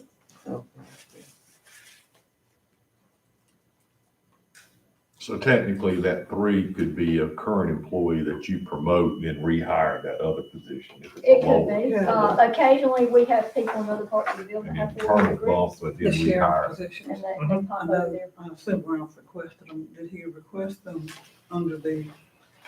But I bet you that advice of other the one's not hard to manager get, reduce places, overtime? main Was that part of the investigative, conversation? and probably not gonna be that hard to get that. That'll be I mean, how not much interesting conversation because did you have I've with never him about recruited it? for that under me being the director because ours has been there for Richard. 29 years. Oh, God. I don't know. What a record. April Sneed thinks that would be Where a their fun position. overtime is. Because I like to dig around and investigate stuff, They- but, he and said this he does will, too, but so it makes Oh, it It's you probably should, not yeah. that- It doesn't always work out. I'd be interested to see how much. Madam Chairman, can we take about 15 minutes? I need, well, I I'm know sorry. BJ got It a is- call and I got the call. My mother's burning my phone up for some reason. That's okay. It is, My daughter's. we've been at it for over an hour and a half, so Tim was requested, we take a, 10 minute, 10, 15 minutes, 10, whatever. 15 minute. We'll be back here My mama too. Yeah, no, it's fine. 5 Burning my to phone. 11. Yeah, man, I called 3 times. about 10 to 11. 10 to 11? Yeah. Yeah, that's fine. I just Or- wanted to find out what. 5 to 11. And it's probably a light bulb burn out in the lamp. That's what mamas do. If it's my mama, she doesn't know how to turn her TV on or something. And I went over, this mama's been gone for a while, but she was probably 80 years old, and I went over to the Yeah. house and she was. Did you had a- know a Apple was step looking at ladder, North Carolina? Had you she read or bought a heard or box seen step anything about change that? Light bulb outside on a porch without any rails on. Wow. So I said, Mama, let me do that. I said, I need to borrow your light. I don't know. But you said what? It wasn't long, it was, we were not out of that, probably, you never gonna get out. Next time you do like, okay, you call it. I had to write something about my mother here, and I remembered you. There was a really, Just I'm gonna after send you this You and I had a article conversation. and that it I was, got from a friend of I mine. thought about you when I I'm wrote just it. gonna text it to you. It's You know, about but a page, I but it's about a, Yeah, It was- it was one of my daughter-in-laws for Christmas had me an envelope. He said, "This is your Christmas present. We're not supposed to be doing Christmas presents." He said, "Well, this is actually for us." And it's something called Storyboard. And And, every Monday and it's morning, all I has get an been email from done. Storyboard. We get another one of one. those black, something they do to bring it back, but I don't. Early on, it This was, month, what was your dad like when you changes were growing up? in And the month one of was, May. what are your Changes. best memories of your mom? Your mother? It's a dude And so professor, I'll send it to you. It says, For those two, I mean, I had it's Why a the national, disparities in but North the Carolina. interface for everything is think about what always. was It's right. not. But there are I also things like, but what are See your, how that will happen. Yeah. and this week it was, what are your favorite My recipes son and either I were to cook talking about or it, to eat? and And all of this, I seen made this, reference and to it goes how, to you know, Storyboard, and at the end daycare of the will year. So I have somebody call me, it's I'm already sure what, exploded, but but I've got it's to. She signed it up exploded. for her Exploded with husband, the- her the husband, who's my infrastructure, son, schools, blah, blah, and blah. for my other son, And he was his talking about- wife, and and for that, all you the know, children. the amount It of is- money the state it is really. Wow. it's just. I've it's seen your stuff money, like my that, money. you know, We don't live up advertised there. on TV. And he laughed and he said, yeah, I didn't want Amazon to come to Atlanta. Not either." making you, but And it's, that's it's the same capturing deal. that stuff that you might not. Well, And yeah, it's too it's- much. Yep, and it's, That's so true. And it was just, 50 or, miles With, or, Oh, my dad yeah. was a great father, great provider. Because that's He just was where in the the Army, people are going up. and he was right. I don't ever remember playing catch with my dad. I never went. This won't tell you anything you don't know, but it's And my really the pictures of short, my mom was almost bullet point on how it, just the opposite. You know, she was the most significant single influence in my They're life. coming out of But having to write both of those were entirely different. I also thought just neat stuff about both of those. Yeah. For her, I got to remember the things that were always so perfect. Oh, I know, My dad got to remember I when we said, had liberty. do you want Wake Yeah, County to be like Silicon Valley where you live on I do that with a mine. 50-foot wide It was- lot, She's gonna and answer the 1,200 square foot questions. house? Well, I had $1,000,000? yeah, for some of And it, he, just he laughed, and he said, emotional. well, But it- we're not, but in North Carolina, wonderfully it's not emotional. California, And and some of it's the other not ones. Washington. I said, well, that's true, One of the but things that still, I do mean, you ever see any of Yeah. your high school friends? and this article also I- says this that, is you know, for while all all high this, school. he said Some it people like probably Charles Wentz, based on and past Tickman, experiences with announcements Mormon like this, Baptist, John they McCrae, never really develop the way Randy it's been Hoffman. outlined in the Now, first. there's probably. And they don't develop on the timeline or anything 15 like that. guys that I see. But it was- Most it of was- them, it when was my just a king good got sick and died. Mhm. Way to before he look died, we at, started there are going many some sides to and this have announcement. breakfast every other month. Oh. Every month, and we still do it. I mean, I would be thrilled if it was in Randolph So I County, see my high school. or friends Alamance County, or Johnston County, or Constantly. I'm trying to think Or of just one up for the there. west. Or and some of them like. That'd be wonderful. Sterling, buy clothes for them. But sitting it down there south of the airport, My insurance has always been with Ficklin. It's been If I lived in taxes for Lee 30 County years. or Worked Chandler he County, was the I'd pharmacist. buy every piece of land I could find I still have for I house. don't know why you keep saying that makes me think of this. You know, Drake. And the Raleigh Jetport will be, well, they're already doing a Random big questions business. this week. But they will. And he responds and answers my RDU? question, and he says, They'll have and to why didn't you ever tell increase me their about flights. that Nick's Pick Chicken? It's good for everybody in Lake County, but it doesn't help us. And I said, oh, I got Everybody two in trains Wake stopping County, at one. everybody touches Drake could totally get down Well, with it's, Pick Chicken because that's who he Now, is. the real It's good just is, like, okay, he's well, very let's build some accomplished, steakhouses just like you in and- Scotland County. And then I Because thought, we need them. Yeah, but I don't can go know off that and I you can build would like to do 60,000. and so, I said, well, Lee County, and I can one, sell how it for did you stumble across this? $250,000. He said, my wife stumbled across it, brought it back. I said, well, it is very good. It's great. And then he took it one down the road and he said, I Here you go, I'll used get to you to stop sign at this. this place Call in her cell Rome. phone I in. said, you Oh, I stopped at know, Stone's, because they got the best chicken in Rome. Yeah. And, That's the yeah. same I letter. said, that's Interesting you mentioned that. Do you know if And they're I'll, gonna ever I'll build walk one with back? Clarence money now. And North Carolina. It was the absolute best chicken ever. And people are always asking me, and I just don't know. And you know it was constant. Oh, yeah, it was I don't know why they wouldn't. had to be the busiest. But if as big business as it was, why would they not, as good a businessmen as they are, why would they not have done it by now? That's what I said. If they're gonna do it, why would they not have done it? Kevin, do you know if they're gonna build that Knicks back over by Bronco? I've heard that they discussed building it back, it would be in a slightly different position, I but heard that a while back, but it's been a long time. they've not submitted any plans. But I'm sure they've not lost any business just from it being removed because people are still going to other. Oh, yeah. They're just going up further up 401, and because that store, you can't get in it anymore. I've been to the one in Wagram. Oh, Wagram. And not be able to get in the parking lot. What are you Wagram is, talking about? Nick's. Wagram is, sometimes I just keep riding. Have they ever started the one back up? No, that's why I was just asking if they were playing. I would figure that was one of their business. I was telling them that Drake Maynard emailed me this. I'd asked him this simple question or something. He emailed me back. He said, "And why didn't you tell me about that Nick's Pig Chicken and all?" I wanted to. Yeah, That's hilarious. Gas station chicken? yeah. I Oh, I said, tell you, I think it's the best chicken out there. It's some of the best chicken I've ever had. I didn't say. Well, they're gonna start, There's ice, Kevin. Oh, so they, okay. they're gonna start sushi there for long. And Gonna start what? it's fish. Sushi and meat. Oh, Well, it's gonna be fish sticks wrapped in minute rice, but I'm looking at Wagram. Well, It ain't just Wagram, buddy. she burns my phone up, now she don't answer. Well, I can see somebody going off and talking about picking spot, but somebody in Wagram, well, we're gonna do some sushi. Oh, I can fix that, yeah. Let's go to Nick. Took 5 minutes later. Okay, you start heating up oil for the sushi. The only thing I ever eat at Nick's and that's. Well, you wear those shoes all night. No, oh, Fried I will chicken. today, but. Fire. Chicken livers. Oh, God. Matter of fact, Oh, I we drove entered around- districts. Oh, Oh, God. I'm gonna get there early on Gizzard Oh, Day. man.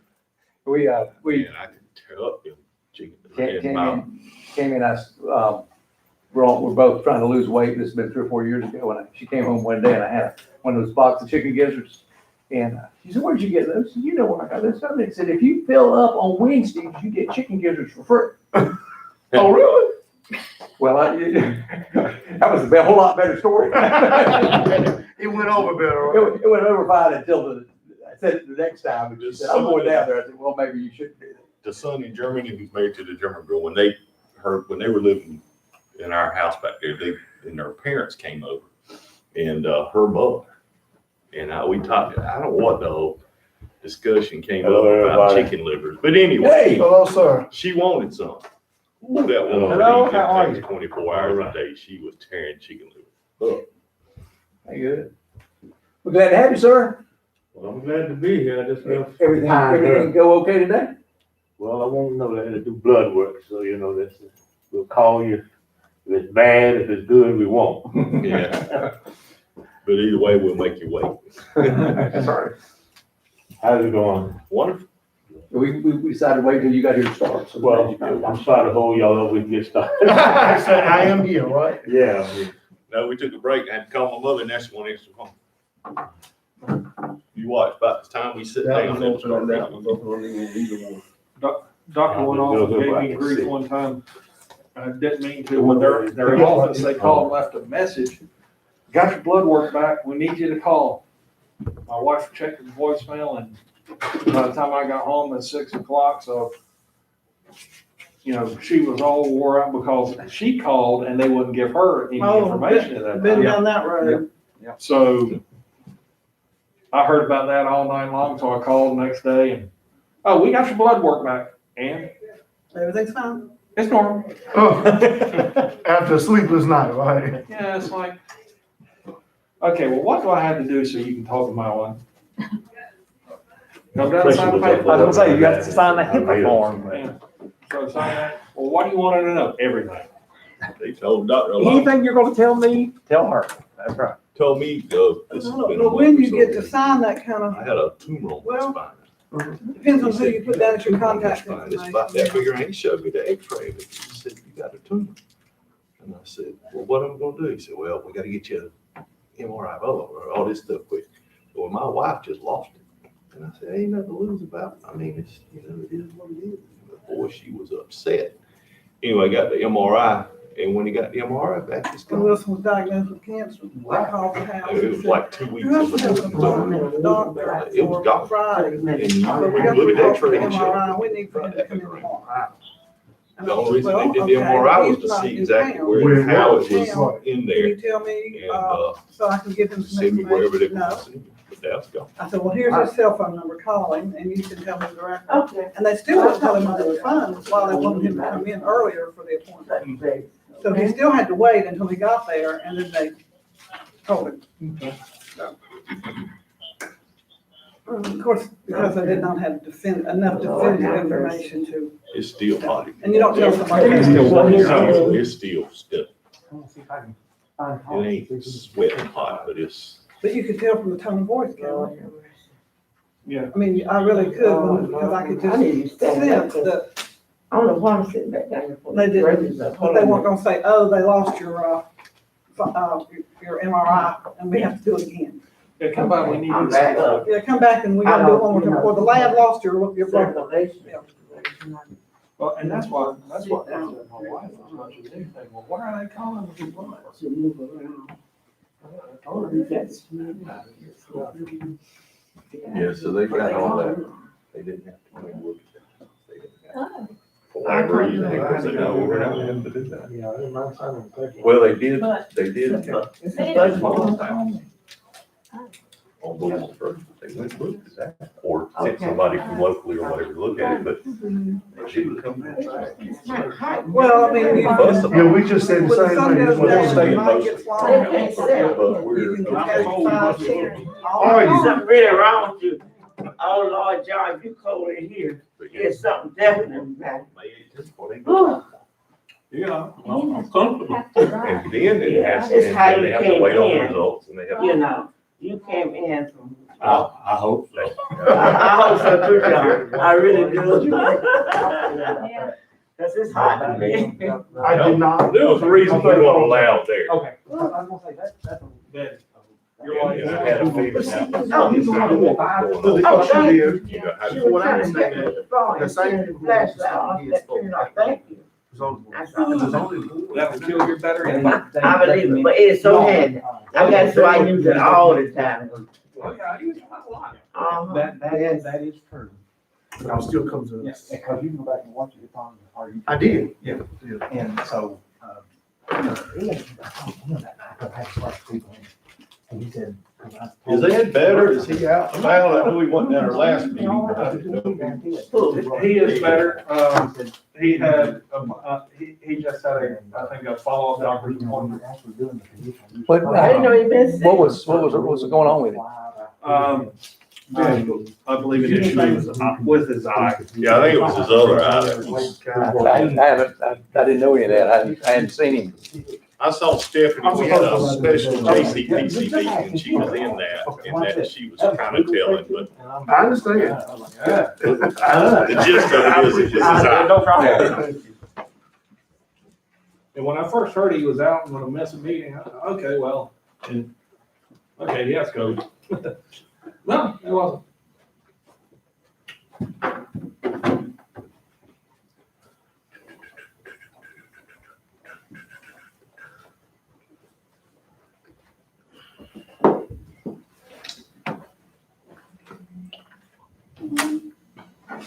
Well, we're all back in our seats. Kevin, I'll ask you to continue. Okay.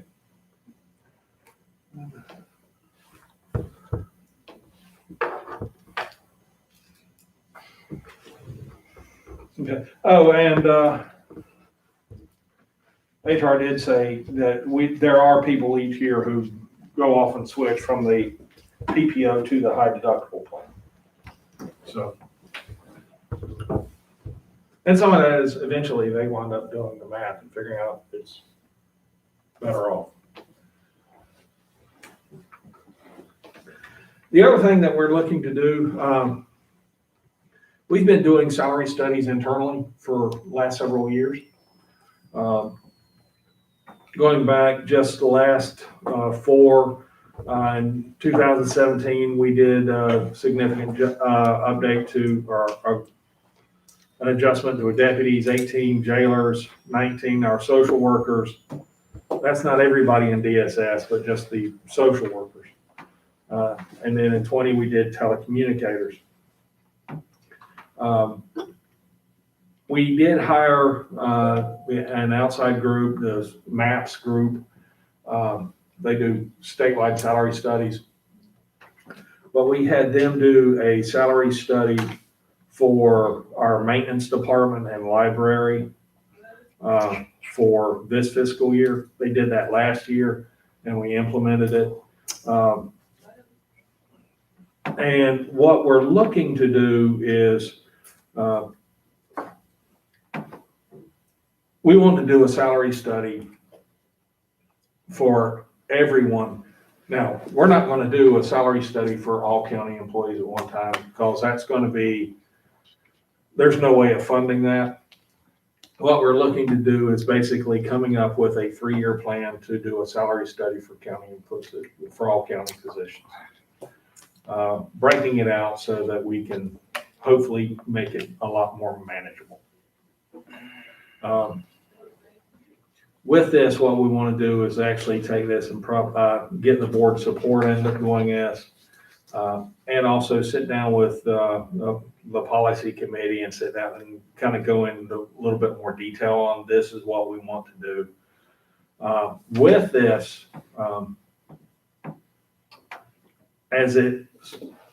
with the board's interest to make sure that we go off and really recruit and then really retain employees.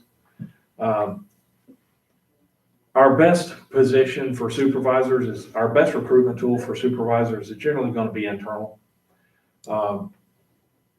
But when you can come here, work a year, and then you can go 20 miles into another county and you can get 10%, we're losing a lot of people who would be great supervisors. We're losing them in our first 2 years. And it's because of pay. So we do think that if we can go off and do a salary study, from what we've seen, a lot of our positions are around 10% below our competitors. But if we can look at this and get, like I said, an outside group to come in and they do these studies, and that will go off and benefit us the most as far as developing long-term retained employees that give us the best internal growth pool, so we can get Jason. Just that will give us the best situation where we can, develop more supervision. But at the same time, we have to be careful with these internal policies because it prevents people from applying positions that are higher level in the county. They're gonna have to compete with people already lined up for these positions. You see what I'm saying? Mm-hmm. And that's why, it would still be a position. If we're looking at create a supervisor, we want to make sure we're going to open it up, because if we can get a qualified supervisor from somewhere else, we're going to do it. Or we're going to get somebody who, somebody may be living in Wagram, but working in Hope County. If we want them to work in Scotland County, we've got to at least match that salary. We've got to match that salary. You're not going to take a lower paying position. Right. Yeah, that's definitely correct. So, this would just be in a position where we'd hopefully be more competitive. And again, also for that person who's coming here and starting out, they're not ready to be a supervisor yet, but they might be. I'd rather them be a supervisor here than in Hoke or Rocky or Richmond or Robinson County. It's gotta balance it. Yeah. You don't want to have all in one, because nobody will be ever able to get high level position if we do it internally. Right. And like I said, this would also give us an opportunity where we can actually, instead of us training people for other counties, we could actually hopefully be in a position where we can bring other people into us as well. Well, I think this is good and it's the right thing to do, but it's also a two-edged sword. You do the studied 7 position, recommended salary changes to 4 positions. If you study 300 positions and you're gonna make some salary expectations that may be difficult for us to meet in the short Yes. term. And that's part of it is figuring out, okay, is it 3 years? And, okay, should it be 4, or, and some of that may adapt as we go through figuring out, as we're learning, what do we do? This isn't, none of it would be set in stone, but figuring out exactly how we can go ahead but getting in and setting up the structure. But also, this is one that if the board's comfortable at least going in and doing a deeper conversation on this, this is one, again, we can have a conversation with the policy committee first and having that recommendation. How much these studies cost?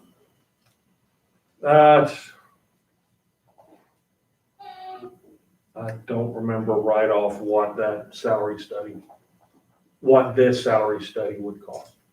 Do you want us to give you the go-ahead today, or are you just giving us this information? Actually, what I'd like to do is go get the policy committee.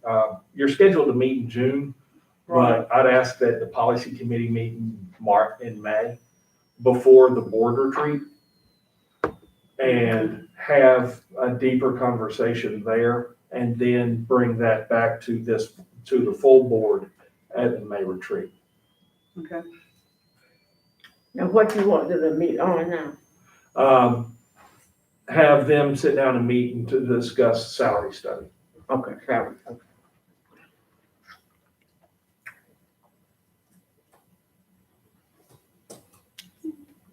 If we do that, I'd like a little information about what the cost of a salary study would be. We have that, I just don't have it right off the top of my head. We have salary study, they have a potential prioritization of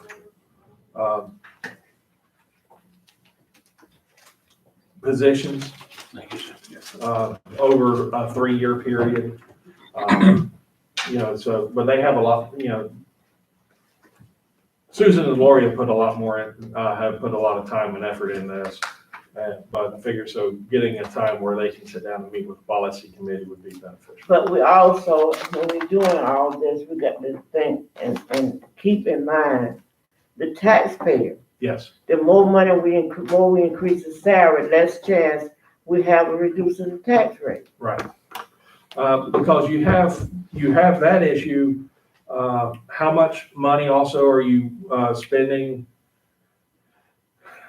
We have employees in a number of positions that we're paying for a year that can't do anything. I know like in environmental health and inspections, we've not had this issue, but environmental health, we've had an issue where, because we can't hire a qualified environmental health, they have to be trained.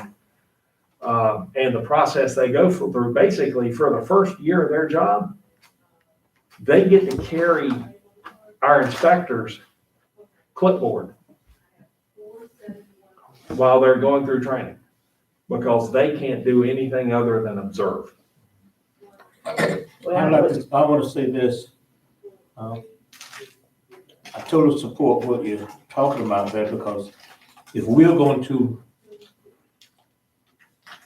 get the service and the kind of performance from people that we deserve, they have to be capable of doing the job to that level. And I can tell you, not tell you, but everybody here knows this. We are competing for the bright minds, and you have to pay these people. And we cannot reduce the tax rate on the back of the people. You get me?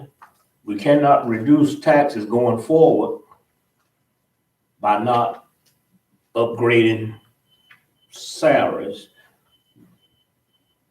For our tax rate to go down, we got to grow the economy. But we have to balance it out, wouldn't you think? Yeah. I mean, it's all a balance. Okay, let me complete this. I'm not disagreeing with anybody. I'm just saying what's a fact. Yeah, If for us to continue to lower our tax rate, that comes through what you see happening now.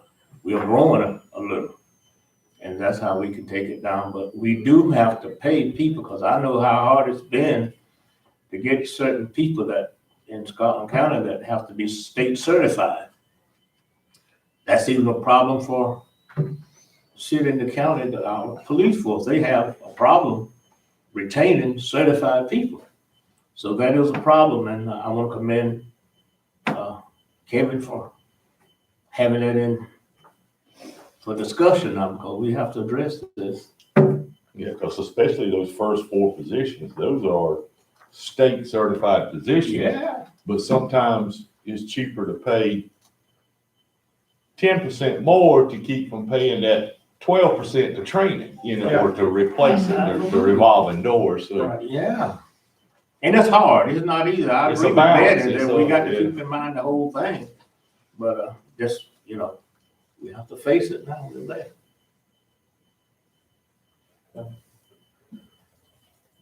But that's just where we're looking at there. And if it's,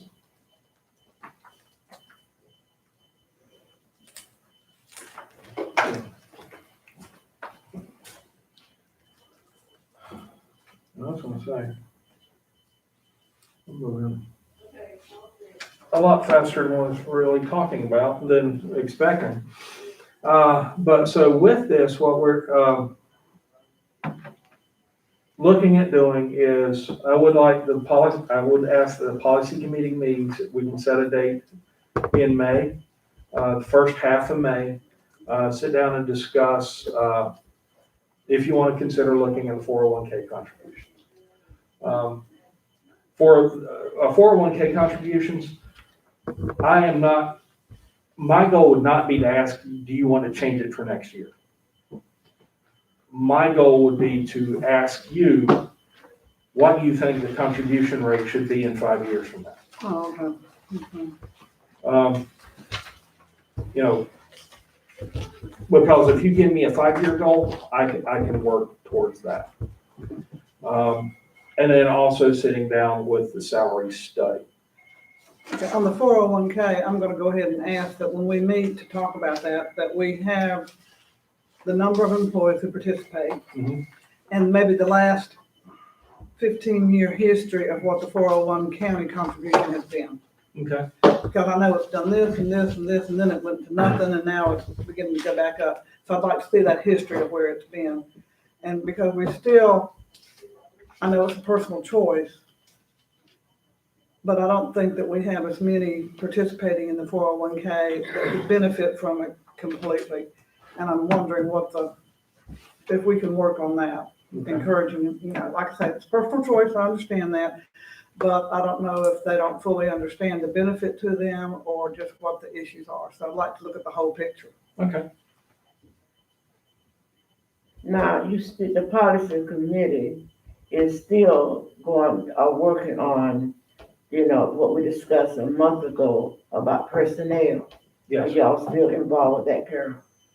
Well, and Susan and Lori have taken that on as far as the issues of bringing more diversity to the workforce. But, the attorney, Mr. Johnson, suggested policy on that. Well, we looked at I know we had Yeah. copies of that policy.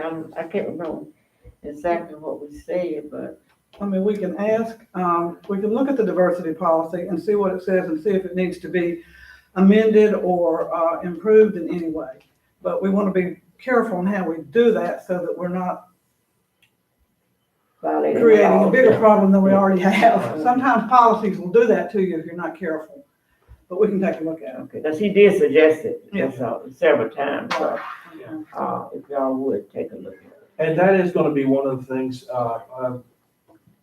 that's that is rolled somewhat into our EEOC, our EEO, Equal Employment Opportunities Policy. Yeah, And that is one of the things that they've been working on and will go to the policy committee before it comes back to the full board. okay. Okay. The other thing, wanted to go off and have a conversation, ask for board action on. We did have the quotes come back on the Wagram HVAC units. The 45,000 was actually on two 10-ton units. We had others that came back in at two 15-ton. Gave the information to Mike McGirt, and he went back to them, and it's more appropriate that we use two 15-ton units to cool it, but also add in ductwork. That would be an additional $10,000, because otherwise all of it will blow and be on one end of the gym. One end will be hot, one end will be not hot, versus having ductwork to disperse it. He's going to go back and get the contractor to give an estimate time on delivery and installation. But at this point in time, we would ask the board's approval for $55,000 for the installation of two 15-ton units with ductwork at the Wagram Center. And is that because that's more than what we already approved, or? Yeah, because we'd already talked about it being 45,000. Yeah. So, And they'll start this right away pretty. yeah, he'd go ahead and tell them to start. I'll make the motion to do the Wagram Center. Can I say something Go ahead, with I'm that sorry. motion? Representative Pierce, this was his plans to purchase this, but I'm sure it's probably best that we go on because summer is coming. Tell him to just reimburse us. Yeah.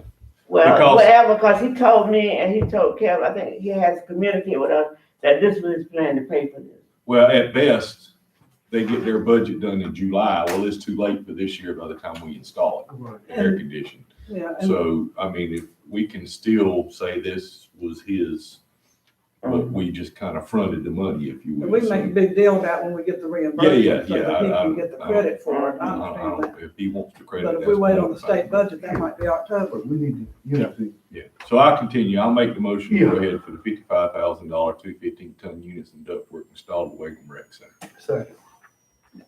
B, did you second? I did. Okay. All right, we have a motion and a second. Any other comments? All those in favor say aye. Aye. Opposed, like sign. Motion carries. The other thing, and this, I sent an email out, I believe, last Friday on Laurel Hill Community Center. Started off, I sent a question to the architects. We do have a complete set of plans now, but last week I was on a different call and we were discussing different construction projects. But someone said that they had two projects that were about 5 months apart. One bid which just came in. The other one would have been last October, November. And they saw a 30% increase in the bids. And it was a pre-engineered steel build. I asked the architect if that, how much of an impact are they seeing with the price estimates? We did set up a call Friday, and they did say basically they didn't know what an increase in the budget would be for this project at this point in time. But they knew that basically the budget that we originally looked at in December was most likely not going to hold as presented. Some of that would also depend based on the timeline that you wanted it in. the amount of flexibility you have in that March deadline from next year would greatly depend on it. They did say that they basically just extended a school's construction date by 6 months because they couldn't get the steel. Working with somebody who does pre-engineering buildings, they said that they've seen up to a 10-month delay on getting pre-engineered steel. And with a pre-engineered building, the building basically comes all at once. The shell, the steel and everything else, the only thing you could do up front is the pad and the concrete. And so that's going to put significant questions or uncertainty on the amount of the contractors, at which point in time they are going to increase their bids. Plus the price of steel right now is up. So. But we still don't have a bid. We still do not, they've still not pushed everything out for a bid. I did ask, they were supposed to get back with me this week about setting up a time for a P-bid conference. But I've been preparing for today, so I'm not pushed back on that one. But I will, looking to go out there. The question I asked also is, would it be best to go ahead and bid now, or should we wait until July or August? Now, if you go out for bid, the bids come in at $3 million, the board does not have to accept any. You may wait, and you may just sit on it and wait again and go back out later.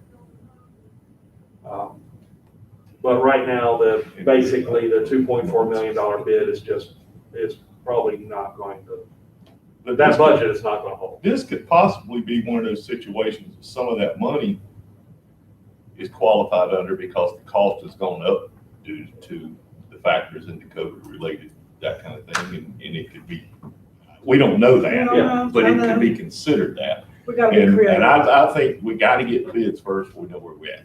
And we don't have to take them. Right. It doesn't cost us anything to get bids, does it? Nothing significant in the project. What's the potential advantage of waiting until July?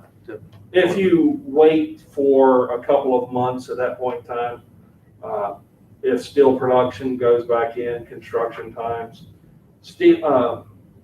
somebody said that they expect timber prices to start coming back down July, August, but steel prices, they have no idea when they'll start coming back.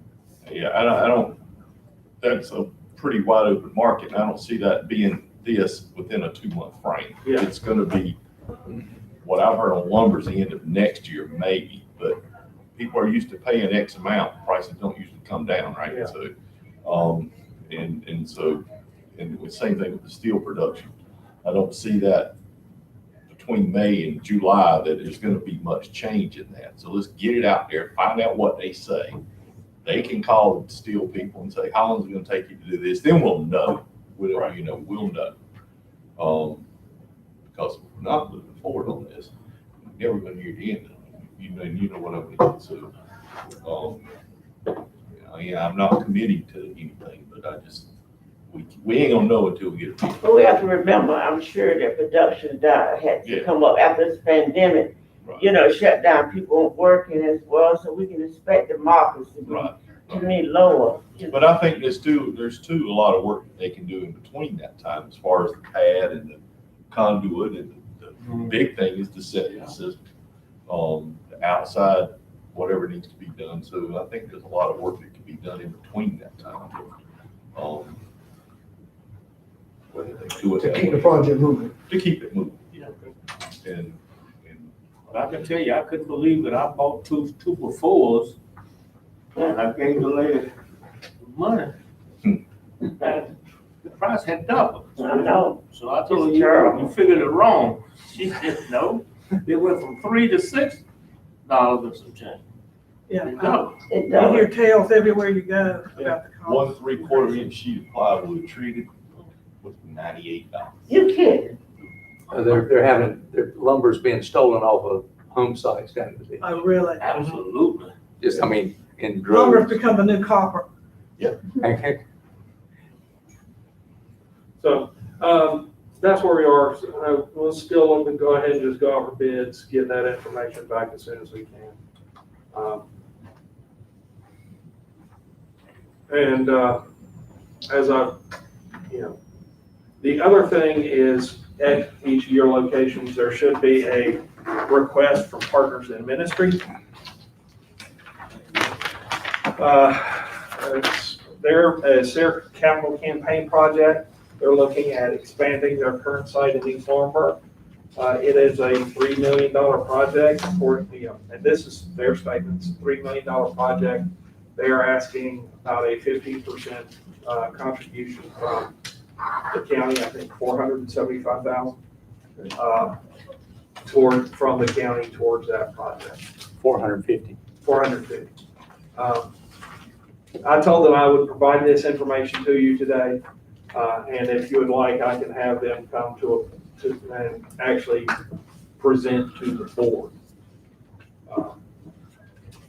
Me and Ivy have been on that board and they started trying to build this They've been trying a while, but with that, nothing. They had nothing really. And so now here we are, 2 years later. well, that $3 million is got to have gone up quite a bit since they had it first priced, because it's much larger than what's gonna be in Laurel. Yes. And Where is it gonna be built? On the site, right in front Right of where they are now. Where they Beside it or are. in front of it? in front front of of it. It's awfully low. Have they figured out what they're gonna do about how low that is? they've got all their elevation stuff. Okay. moving, so. I mean, you can ride by and see that property sits below grade level of the road. I know they got, I think, $1 million from State Board of Credit Union, but, and that's probably a big chunk. I don't know what their total is now, but, They changed the name of it, State Police Credit. I applaud them for what they're doing.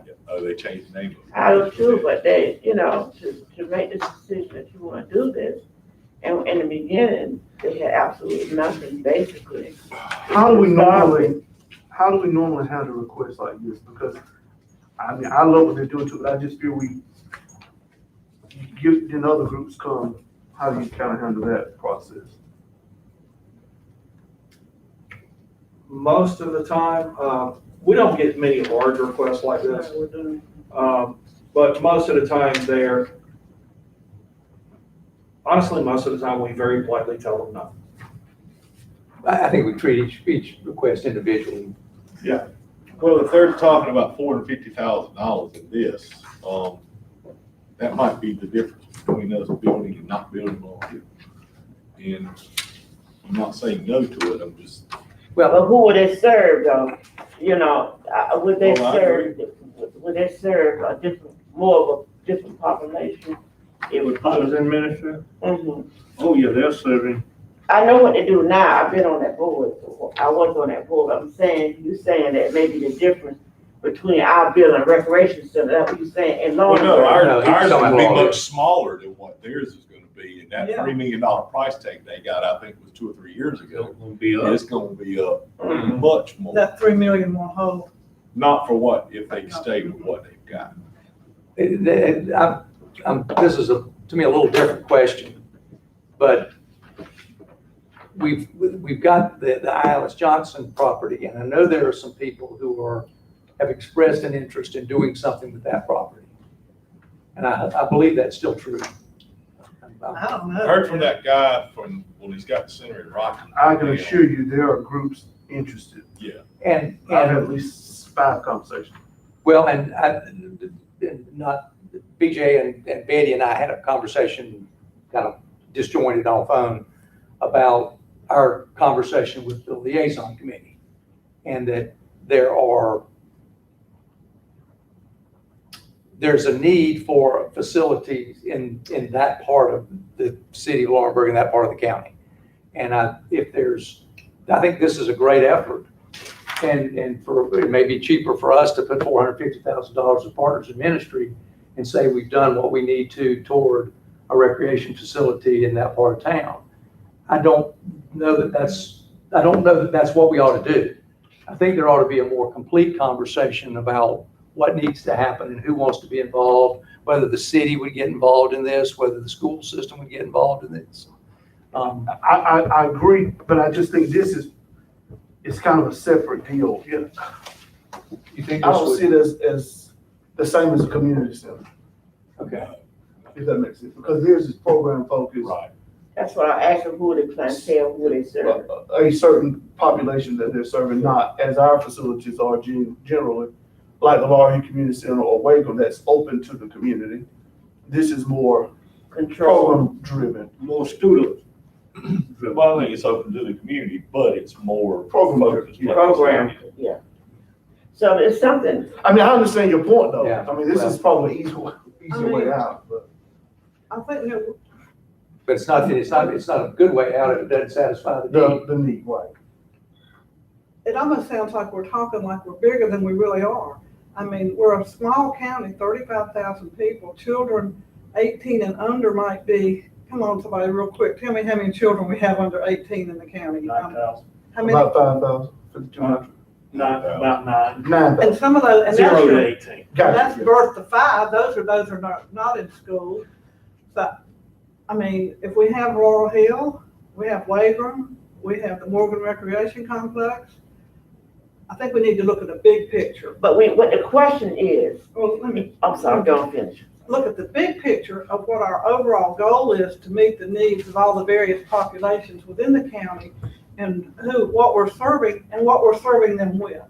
I mean, it's not all recreation, obviously. There's more to serving our children than just a place to play basketball. We need to have programmatic issues developed for them. So I think I'm building on what Whit was saying, that we need a big picture of what we want Scotland County to look like in regards to the services that we provide to children in, say, 5 years from now. And I think this could be a part of it. The IHA property may be a part of it. We know we'll have Laurel Hill at some point. We've got Wagram and we've enhanced it. So But I think I think we need a lot of conversation going forward. I think there's a hole in the city area, So that especially, northern- in that northern, There's nothing. there's nothing there, nothing. Nothing. And you can't deny that. I mean, I understand your point too, but when you look at the heart of the city, predominantly the northern, there's nothing Nothing, yeah. at all. And I would say a good number of that 9,000, 18 and under are in And that. that- So, and it need, I don't know the answer. Well, But let me ask this question I about think this it's- project. To me, it's a high-level conversation. Right. Yeah. Is this something that we could, or maybe they would accept instead of saying, all right, $450,000 this year? That we will guarantee you a grant over the next 3 years, 125 a year. Then we don't take a big chunk 150 at a one year. time, yeah. Yeah, that's possible. But That's just an outside thinking, I'm not proposing that, but they may say they can't do that because they gotta have cash to build the building whenever it comes time to build it. And again, I don't know where they're at in their cash on it, but. Good question. Do we know if Partners in the Ministry have asked the city for the same amount or not? knowing that lady, yes, I'm sure. I'm sure they will, but I don't know that. I'm sure they've asked. I'm for sure money. they have. What they found. I don't know that the city can, since that's out of the city, that they can do that, It is out. because that's not in the city of Long Grove. It's gonna be, well, I guess maybe the former East Long Does Grove, that property sit if that goes through, but. I asked that because It's in East Larnborough. they'll be serving city along. I know, but I just don't know the rules if the city Yeah, can it's do that, okay, it'll be outside of the city limits. Because we need to have this conversation with the city about this for, if we're gonna give it, and it's gonna be used for the city of Lawrenceburg, they need to step up. We can make them step up, but Well, they said they had no intentions of annexing East Lombard, right? yeah. Last I heard. But see, they're putting the burden of taking care of the people inside the city to the county commissioner. I just wonder how open will this be to the public? It's gonna be controlled by this group, we have our own recreation center, it's more or less open for all people, you know. But they have been so specialized in having after-school programs and things like that. And I just wonder how really will it serve the majority? How will a lot of the youth want to go down to East Laurinburg? I don't know that much about the area. You know, where it's located, all this, so I just. Well, I know that, I've met with them there, their facility, and, you know, they work with the school system. After school kids, they're picking them up at school. and It's a bringing beautiful them. program, yeah. So, that's my concern. The city need to join hand in hand because they're doing a great job there with our folks. Great job. And we do need to support it. But when I say we, I'm talking about both boards, city council. And I would like to know where they are on this 450,000 request. Well, if they're not gonna spend the 450,000 next month. I know. So I think if we That's right. did it in stages, Right. that, I like Betty's point in that, you know, it's sort of the same I know, question so that they we can't get posed when we were talking about the It would Child be to the Advocacy city. Center. You're right. I mean, we realized that we put 80,000 into, mental health for Monarch for a maximum of 12 recipients. You know, you do your math and you figure is it cost effective, et cetera, et cetera, et cetera. I'd like to know how many children they are serving when we go forward, because this is a true investment in the future for all these children, but I think we just need a little bit more concrete data. I don't remember the number, but, because we also. They serve a lot of children. I mean, I A know lot they of do. I've children. been out there to their programs, and I know that I've heard in the community, many children are being served. There's no question. It says in this proposal that they are presently serving 300 students, grades 3 through 8, and 115 ages 13 to 24 That's great. in 2 different programs. How many, 13? 13 to 24, and they have 115 youth that they're serving annually. Almost 500. Is that written somewhere on here, baby? Yes. Okay. How they serving that late age group? The late age group, they have I'm just reading now. Yeah, I understand. A Youth Empowered to Succeed ministry, which is, for ages 13, 24, Scotland and Robertson counties, who are either school dropouts, have basic literacy deficiency, homelessness, runaway or foster children, pregnant or a parent, an offender, or needs help completing an educational program or securing and holding a job. Oh, I see where you're reading. Okay. So these are programs more or less than Yeah, activities. They are programs more or less than activities.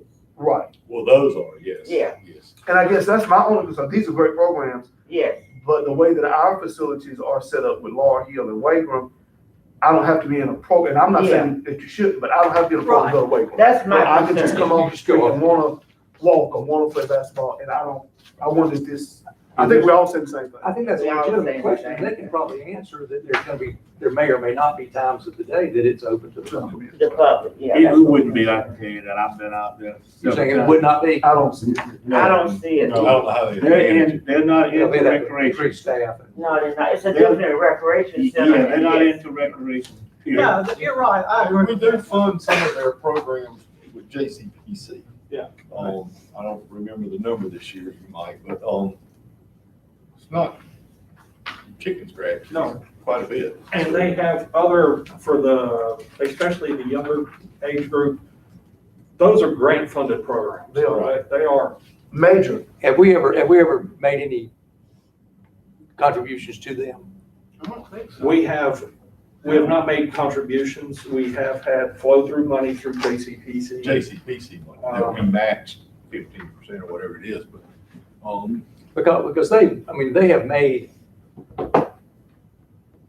innuendos in the past that they hoped at some point Oh, yeah. that they would come to the county or to the municipalities and get some assistance because they want to expand their program. This is not a surprise. Yeah, And I'm when not I was on surprised. the board, they were asking me about providing, service, whereas maybe, engineering, they're asking for different departments that we have in the county, how we can serve them in that capacity, or helping them to get through this building project, you know, and, so. But what I'm saying is that maybe other ways that we can contribute to this program, this, you know what I'm talking about. Yeah. Other than the 450 total amount of money, you know, different areas of our county that we have, you know, we have operating, they may need that service. I do think Ms. McCall made a good point, and that is that we probably need to have a higher level conversation about our vision as it applies to all of this before we just start giving off money. And that is, as he said, the IJ project, if that's something down the road, we talked about maybe partnering with somebody, if we're ever gonna consider building a facility in the northern side of, you know, and just kind of, we talk about our vision and let this be a part of our vision rather than us being a part of their vision. Yeah, I think we've got to be very strategic, and I think that's what you're saying, and know, because there's even been conversation on the city level of youth development programs. So Right. we can't just all operate in our own little silos. We've got to integrate and see, and have a master plan almost, and see how the pieces come together before, Yeah. like you said, before we just start throwing out money. Yeah. Well, if you open that door, you can promise you the other groups are gonna come. Oh, certainly. Yeah. And along that line, I think we need to have a conversation, but I do think what you just said is important too. Mhm. We almost need a little subcommittee, kind of like liaison committee with city and with county commissioners, so that we can have a conversation, because I do hear that they're having a conversation about youth development I've programs heard that. Mhm. and all that, and how can we all partner in accomplishing what we want to accomplish for the people of our community. I think we just need to keep in mind, we're not as big as we like to think we are. It's not like we've got 4 or 5 different municipalities in Scotland County that are doing their own little thing. And we're stronger together, We serve 35,000 people, together. regardless of where we live. That's how I tend to look at us as commissioners. I know we have geographic differences. I know we have demographic, ethnic, racial differences. But at the end of the day, there's only 35,000 of us. And I think we can find a way to strategically meet the needs of those people. Well, and you gotta keep in mind on Parks and Rec, Right. and I'm on that board, is Brian on? Is Brian on?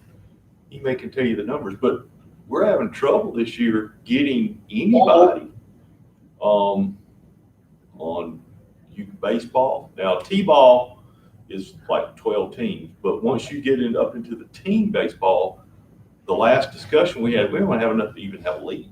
Really? And football's getting the same way. Was he? Oh, yeah, he's there. Brian, I was just talking about the number of teams in baseball, for example, this year, per age group, of how that number is down some. Not some. Yeah, and it's just not a Scotland County thing. You know, this is a nationwide trend in youth sports, and that's why we're diversifying our programs, you know, to offer different things for the community to be involved in. You know, in the past, the main focus was youth sports and parks and recreation, but now we've diversified, and I mean, we had to partner with Optimus this year for our baseball program. Now we do have a softball program. We do have our T-ball numbers have increased as well, but you know, I don't think it's something that we're doing wrong. I just think that, you know, as times change and interest, you know, vary, you know, kids are just getting involved in other things. You know, we just started an esports program. Right now we have over 40 individuals registered for that. You know, this is the first year for that program, but again, we're diversifying and we're just trying to kind of mold our programs with, you know, the trends and things that are going on currently, not just here in the southeastern part of the state, but nationwide as well.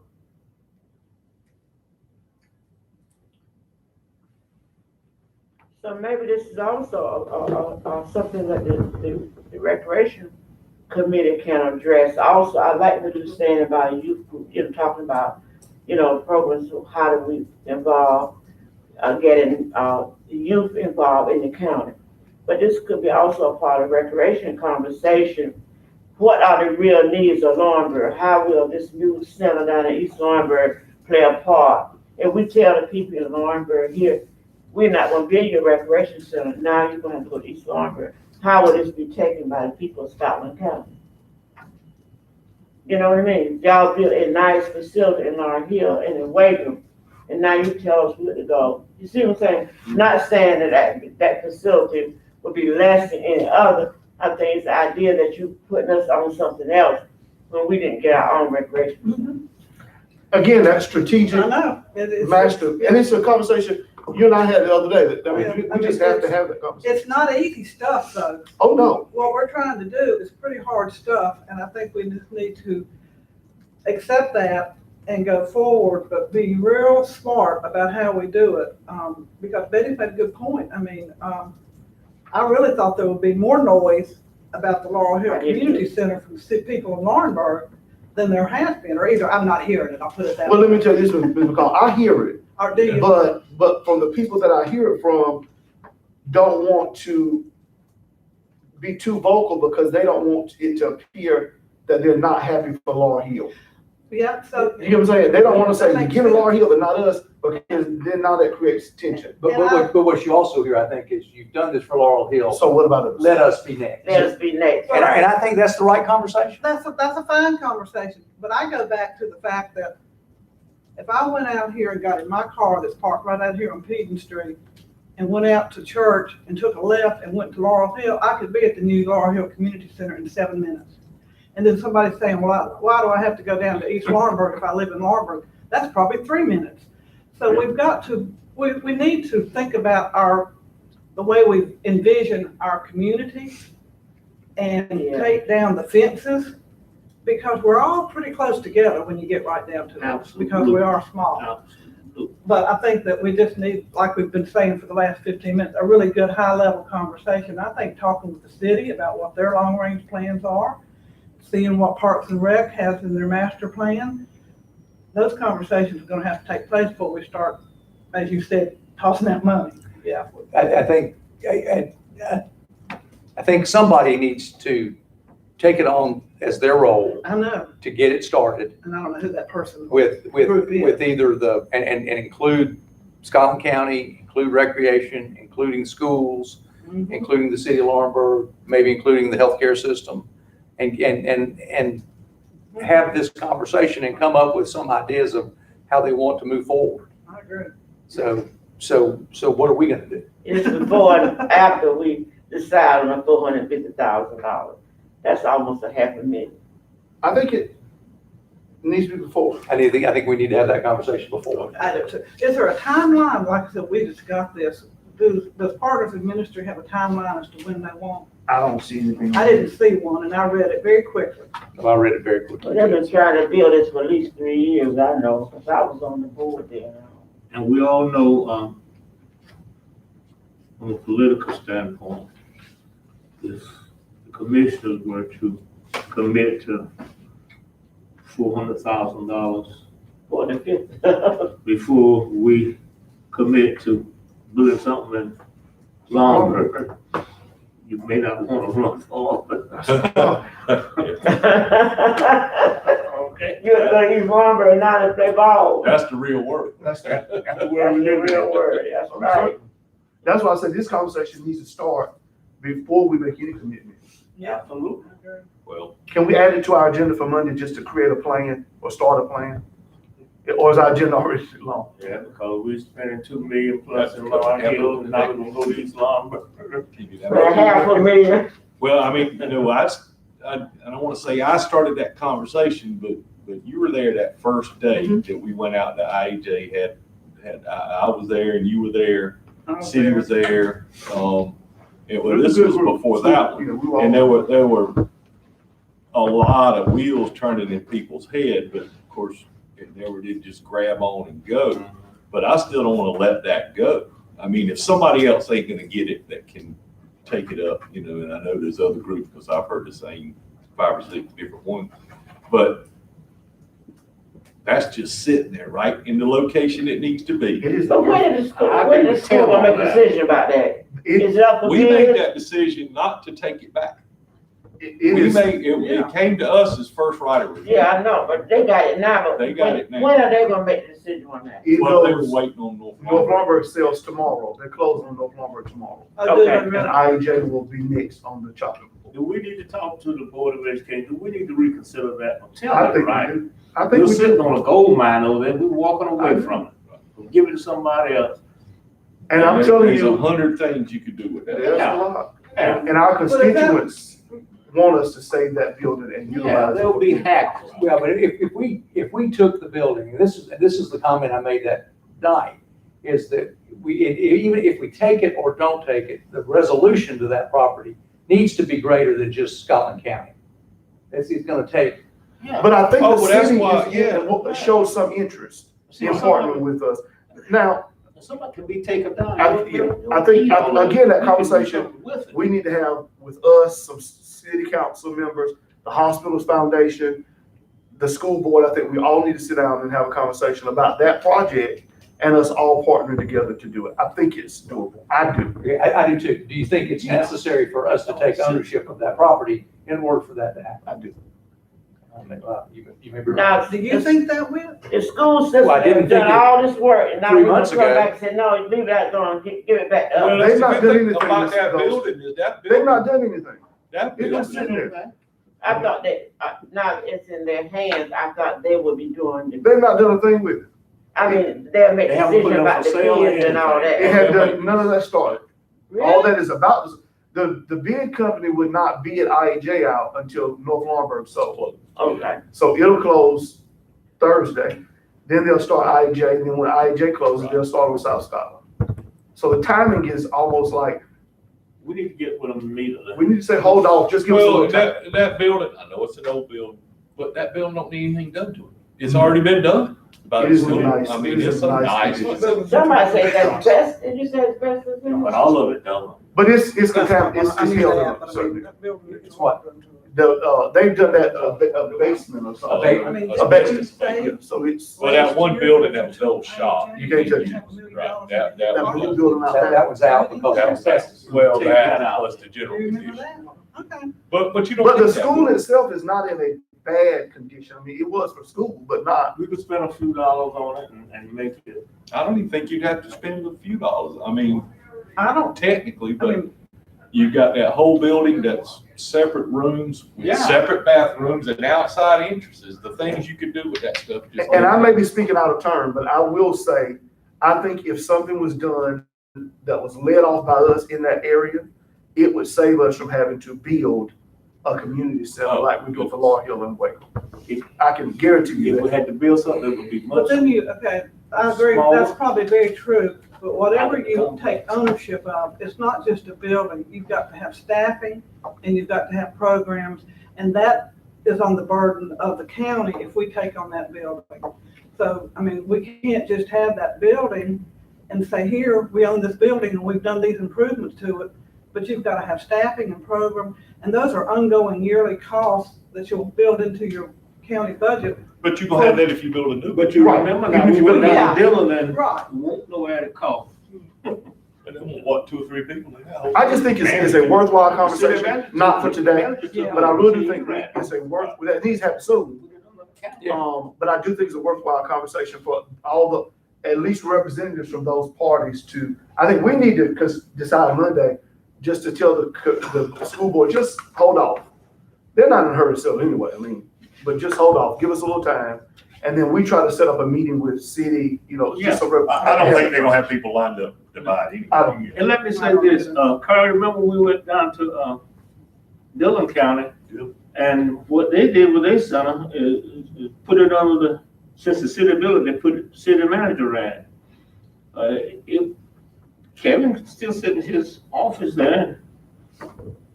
And you have a couple of people in there running. There wouldn't be no problem with him. Well, no, I'm just saying, We're talking, manage it. we're talking all this other stuff, but I don't think that sales tax No, issue I'm is just still an saying, option. it wouldn't if be a you sell burden. it Right. It wouldn't be a burden for I think Kevin that's to the key manage to it. the whole thing. You ain't gotta be over there all day. If you sell it right, you can get that passed, but if you can't. Well, if it comes up in the conversation and it becomes, people get used to the idea, it'll be a lot easier to sell it. Right.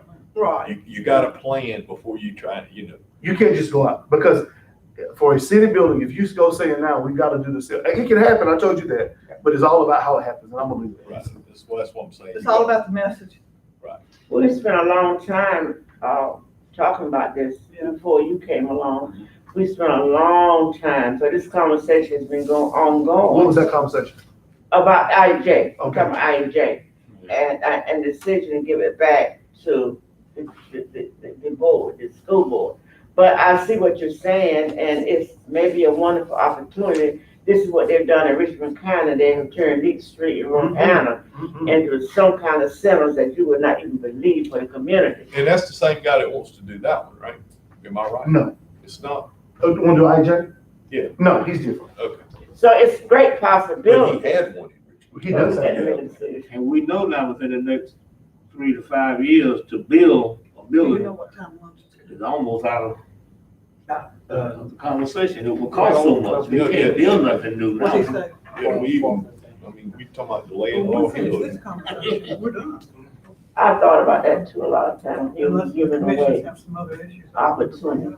Yeah. Oh, we've got to do the read. Well, we don't have to run the whole place. Yeah. The back there, the field and the gym could We be gotta parks and get those recs.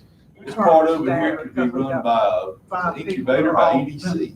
And This I over need- here and I need could a be whole reappointed hall at the of same my time. top See, There and you that's what I go. was just about to say. You could put I departments in really There there. you have go. nowhere for new Right. Department, you can put departments out there that are used by that community. Exactly. Right. And you have the conversation always of people not being able to, for whatever, and I know we're small, but not able to get the DSS, not get the health department. So if we had a satellite, she just said she needs some spacing. So there's some social workers in that building or health department personnel in that, 2 days a week, Yeah, I get that. you know. Scotland Place had to have the cancer.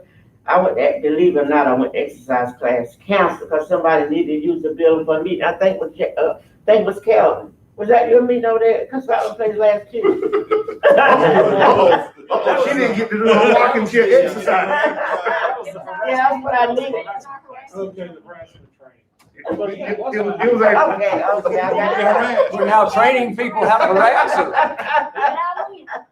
It's a healthy place. But, yeah, I might beat you. I think But bang us back in order.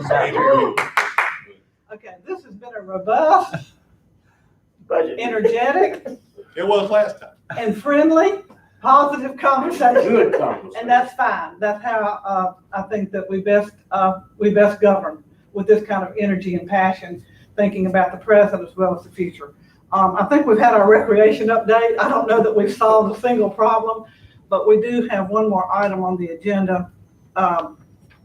Jason says lunch will be here about 12:15. Yeah, I think so. They've ordered it and they said, they don't deliver anymore.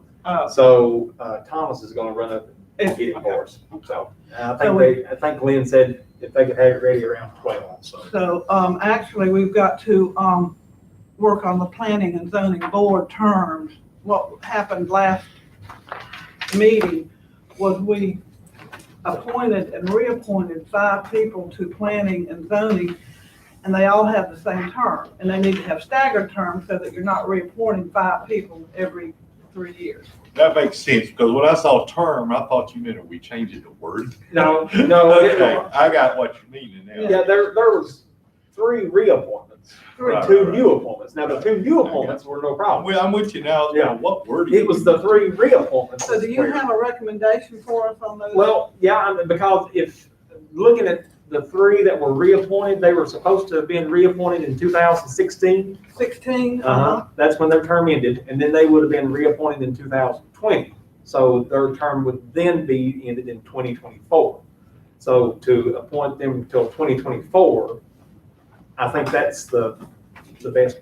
So what we need to do is take action to, And Sam Cribb, well, I said 3, there was 2 for 2024, and Sam Cribb until 2023. okay. Because that would have been, he expired in 19. Anyway, He expired in 19, so the 4-year term would have been 2023. okay. So Sam Cribb would have expired 2023.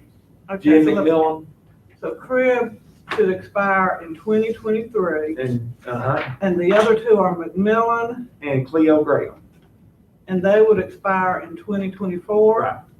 And the two new And the ones. two new ones be 2025, because Okay. they were new appointments. They That's were not hard. re- But Okay. And what are those two new ones' names? Jim Smith and Herman Tyson.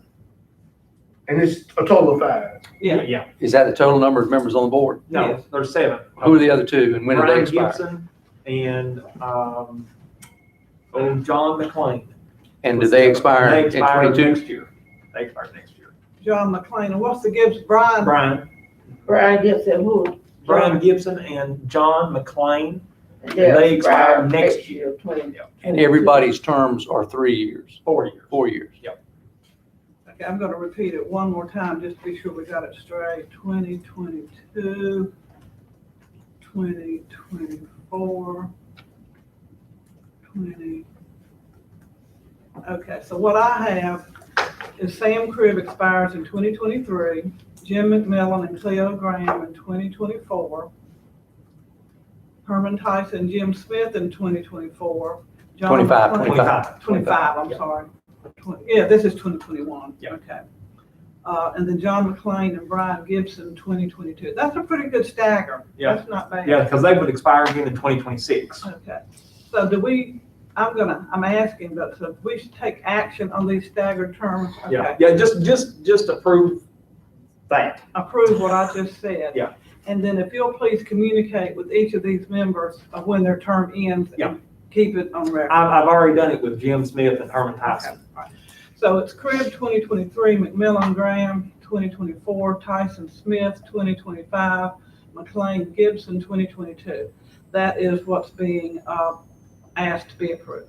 So we need a motion. So moved. Second. All right, we have a motion and a second. Any discussion? All those in favor say aye. Aye. Opposed, like sign. Okay, thank you for that, Jason. That keeps us straight. Yeah. And that's Before good. we move on from that, and it's about boards and committees, I really am asking, this ABC board that we put off till May 1st or the Right. 1st of May, All right, if the board so chooses to act on that today, then those two folks could also be in the meeting Monday night, if you want to do that.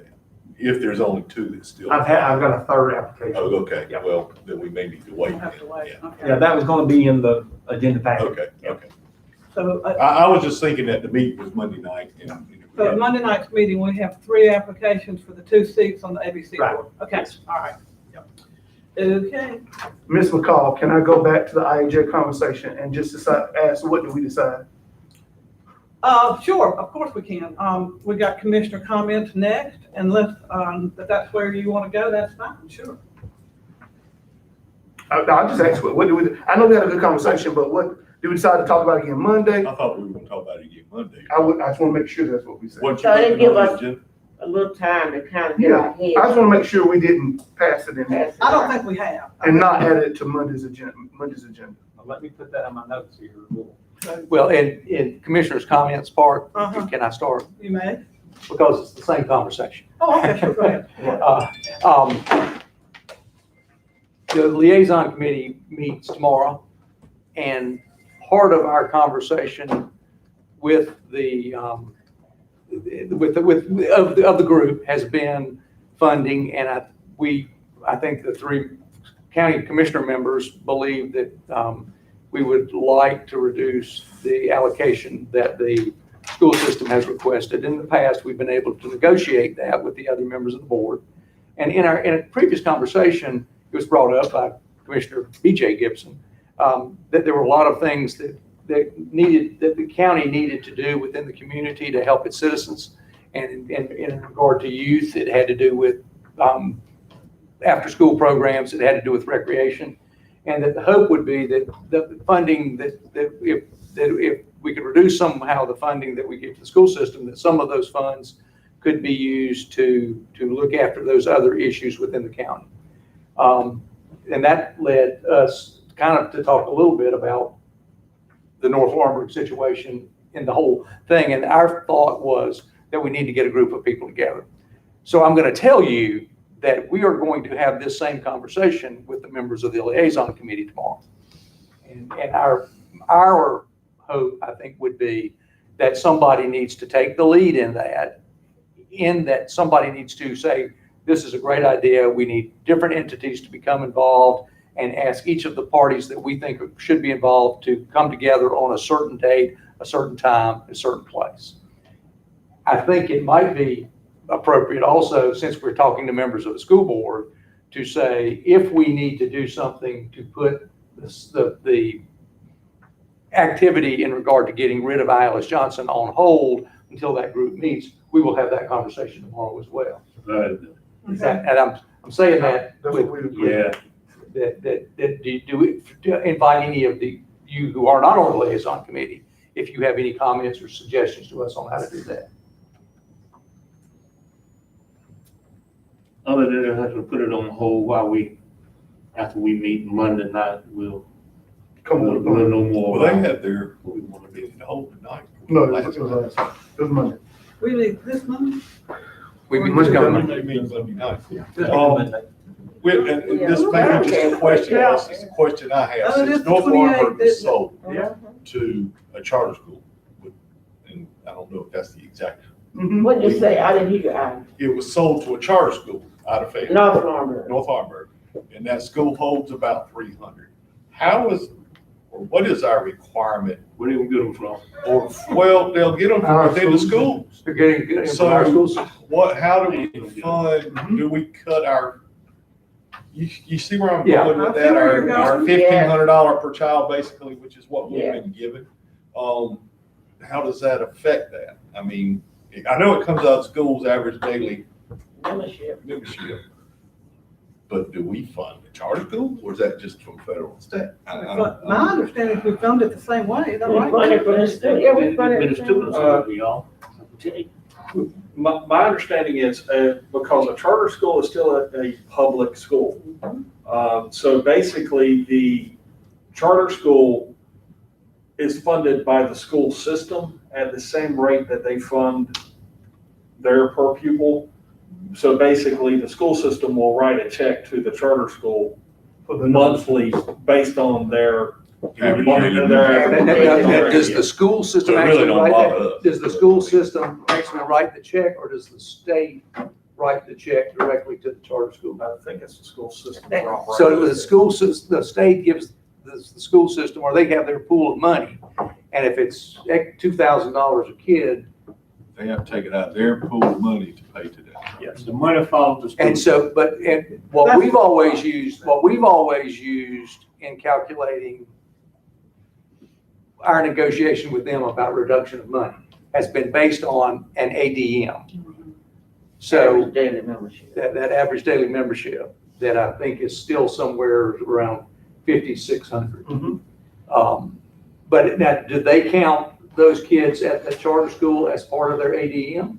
According to them, that would be yes, because we still give the money to the school system, then the school system gives the money to the charter. The money So follows as the far as school. us, it ain't gonna make a difference on what, I mean, it's not something we're gonna take funding out of the school and then give it to the charter. We give it to Scotland County. I'm School just saying, system. if Right, they, and then if they respond to money follows the kids are student. counted in the average daily That's my membership. If there's 50 kids, did we, and BJ, anybody who knows it, BJ has more knowledge because of just But been a on charter board. school is. Does the, And even a private charter school. are we currently Well, there's paying a for such kids thing in as charter charter schools other places?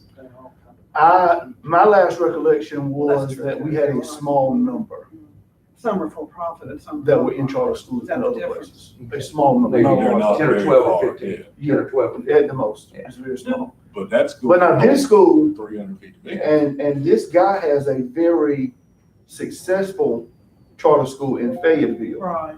Alpha Academy. Beautiful campus, amazing. I mean, he's doing Now, is it a amazing work. for-profit or a profit? Fayetteville is growing. I'm not sure. They're for profit because they're I charged. think they are for profit, but Yeah, I don't know. I think so, but I'm not sure. Yeah. Okay. And I'm told on another conversation in regards to what you said, Mr. Alpert, that he just has he has a really major plan for that building. It's one more like a STEM private charter school. Yeah. That's what I. And he has a good group of local people working with him on that, is what I'm told.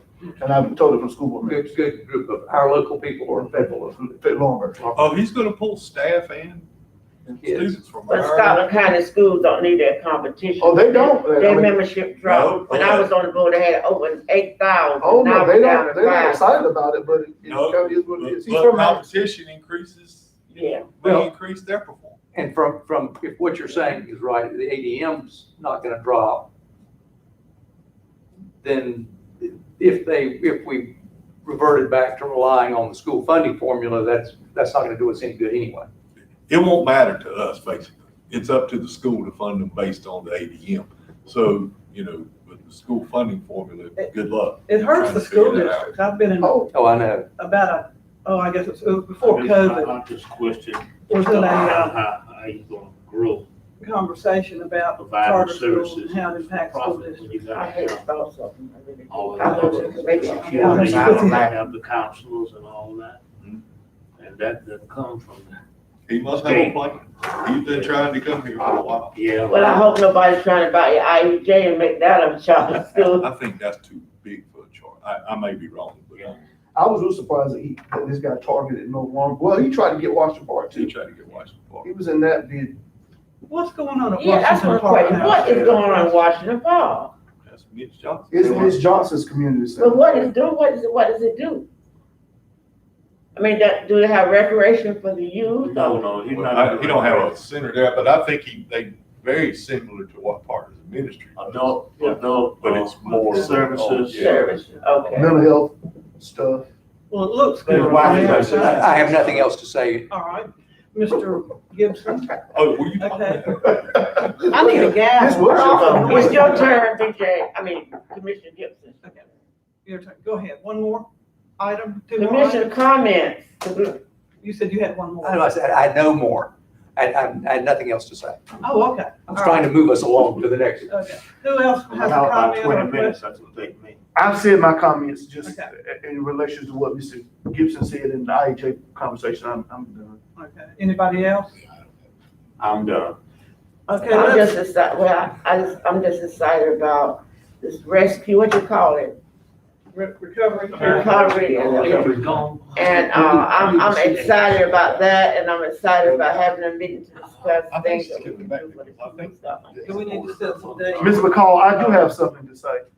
I couldn't hear. I do have something to say. I'm Okay, go sorry. ahead. And this is probably the same Walter Rogers. Walter Rogers, is that what you want to talk to April about? Yeah. So talk about it now. Not that scap, not that Well, again. it's not important. I just need to put some in there here. It's just, I just need to see. Okay, well, I'm gonna share it because I told the people who called me that I would. I got a couple calls about scads. Cats. Scads. Okay. And concerns with the route, even though we've changed it. And I don't know if what you're saying is you already had this conversation.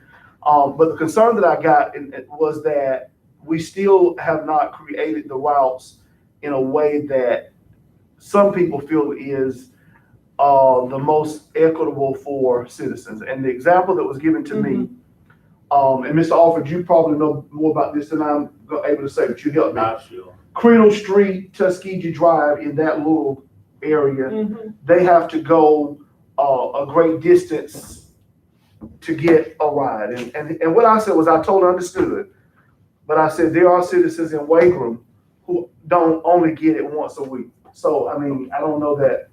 And this particular community, right there, Cradle Street over by the cemetery, I know what you're talking about. you know, I think they have to go like to Alpha Street or something. It's not a long distance. I mean, if you're an older person and you can't get around, it is, but I just said to this person, or the people who called me, in comparison to citizens in Wagram and Laurel Hill, it's more equitable for them than it is those citizens. And Waveland not get anything now, they should have. I didn't mean to get you started, Ms. Go. Wait, I'm sorry, Waveland don't have nothing. I'm finished. You know, we've heard the chat. I don't have any doubts that's true. And I know exactly where Tuskegee and Cradle Street are, and I know where they would have to go. And of course, we heard from April that her challenge, the fixed routes, even the ones that we have approved, are not fully in place yet because she doesn't have drivers. So the only thing that I can think to say is keep a note of those concerns. And when the fixed routes are up and running 100%, Then we see. we can go back and see if we can tweak them a little bit. Oh, one of those routes we do. And then she can, when you go out on a route, you gotta make it in a certain number of hours. Depending on what end at Crinkle Street you live on. Thank you, sir. And my other concern, I'll talk to Kevin about it later. Something. Is it just a one-on-one? Yeah. Okay, our lunch is here, so we will need to bless it. But once we start eating, we'll be done with the meeting. And Kevin, do you want to set a date for our May meeting, or do you want Jason to send something out later? We can even set the date, but just a couple of things, Okay. some information we got. Right now, we have 288 employees participating in 401K. 288. 288. And part of it is to participate in 401K, you have to make a minimum contribution. I think it's $20 a month, or 1%. And the salary study, if you're doing a 3-year, the cost for next year would be $17,000. 17, okay. Wow. That's a whole lot less than I thought it was gonna be. Doctor, we need to get Wow. So if we wanted to come back and meet in May, are you looking at the 3rd week of May? I'd probably look at the 3rd week of May for,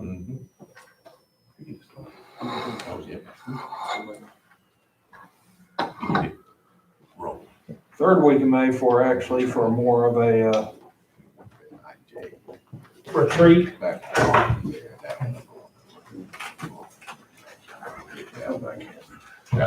A mistake. Thank you, Thomas. I hope you got you something while you were gone. Oh, wait a minute, I thought you served.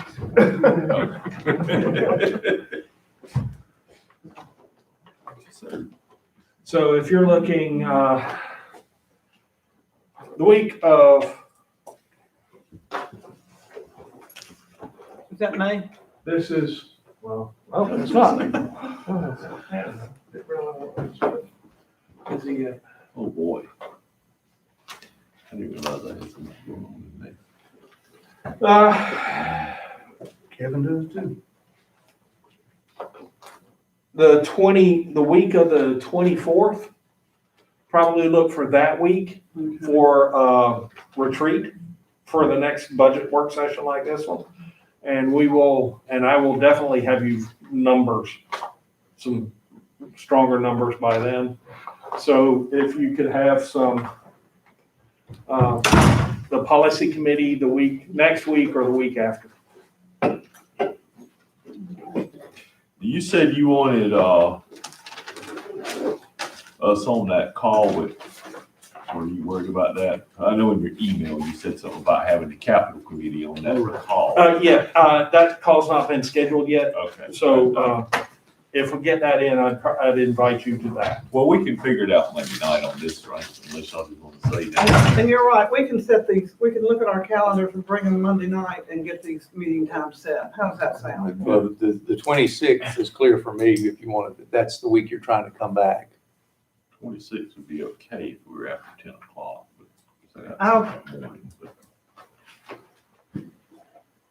Any other time? I may come back with you. Well, no, Monday's TAC meeting.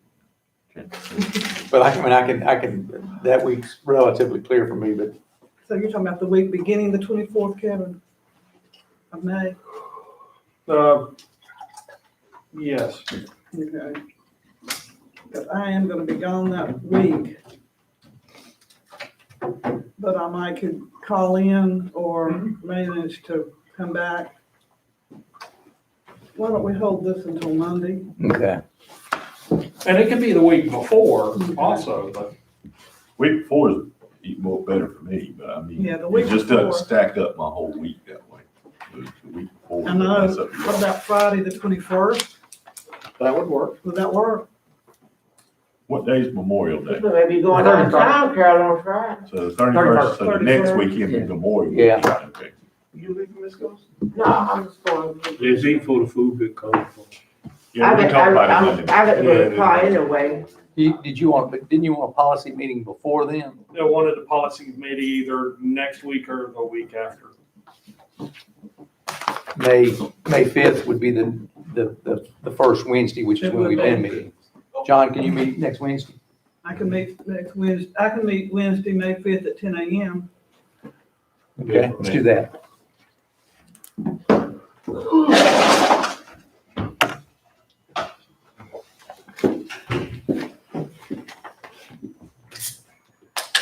Betty gone? I guess she is. She said she had to go to the car. Oh, she went to her car. She's coming back. But are we through? We have not adjourned yet. And I have one more thing that I would, there is, and I will say up front that this is something that's probably needed. But we got a 2-week trial of Archive Social, month ago, I guess. Basically, it's taking our social media accounts and archiving them because of public records. You know, anything that goes on social media is a public record. Anything that is deleted that you can't control is still a public record. Right. And if you are asked to produce it, you could have some consequences. So what this company does is they archive all of your social media accounts, and they have told us that if we would agree to do next year, that they would include the rest of this year for free. And it's basically that we do all 15, up to 15 accounts, and I think it's $2,900 a year for them to archive every record that we possibly could have, and they would go back and get everything from the past too. So that's just something that I thought I would mention, and I said, because I told that person I would do that. Well, why don't you want to put that as an item on, for Monday night for us to decide? I can. Or could that be an administrative decision that Kevin could make? One reason why I wanted to bring that specifically up to the board, because if we're gonna do it,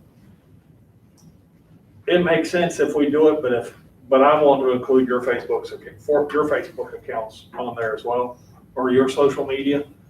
And mine also, I post once a year. Because what everybody in this room posts on their social media It's public record. is public record. And he said that is something that is done.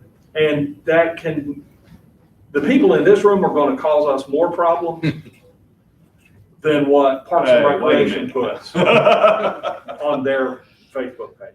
I mean, the last 3 things I put on our Scotland County has been job postings. Yeah. So, It's been what? job postings.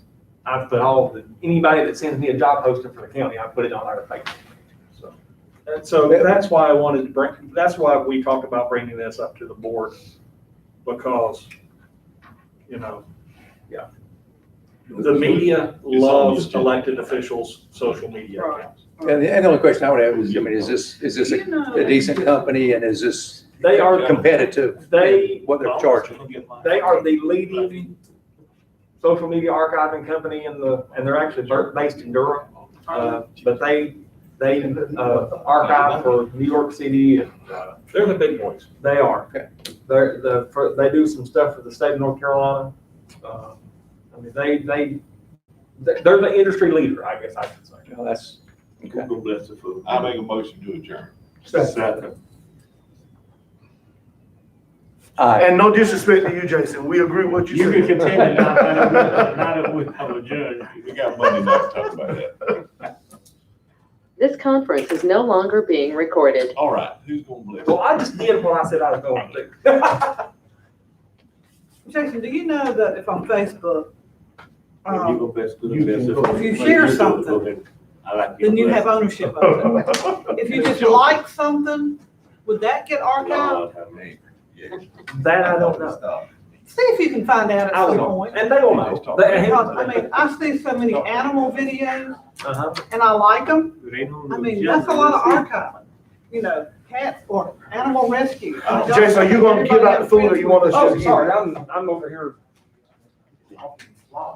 Don't want to get out of the meat. Kevin, do you hear anything about that property on wait a minute. 501 North In the zoning is for sale? I think it's sold. Oh, did it? I guess they're not doing that anymore. Nope. After all that. I came,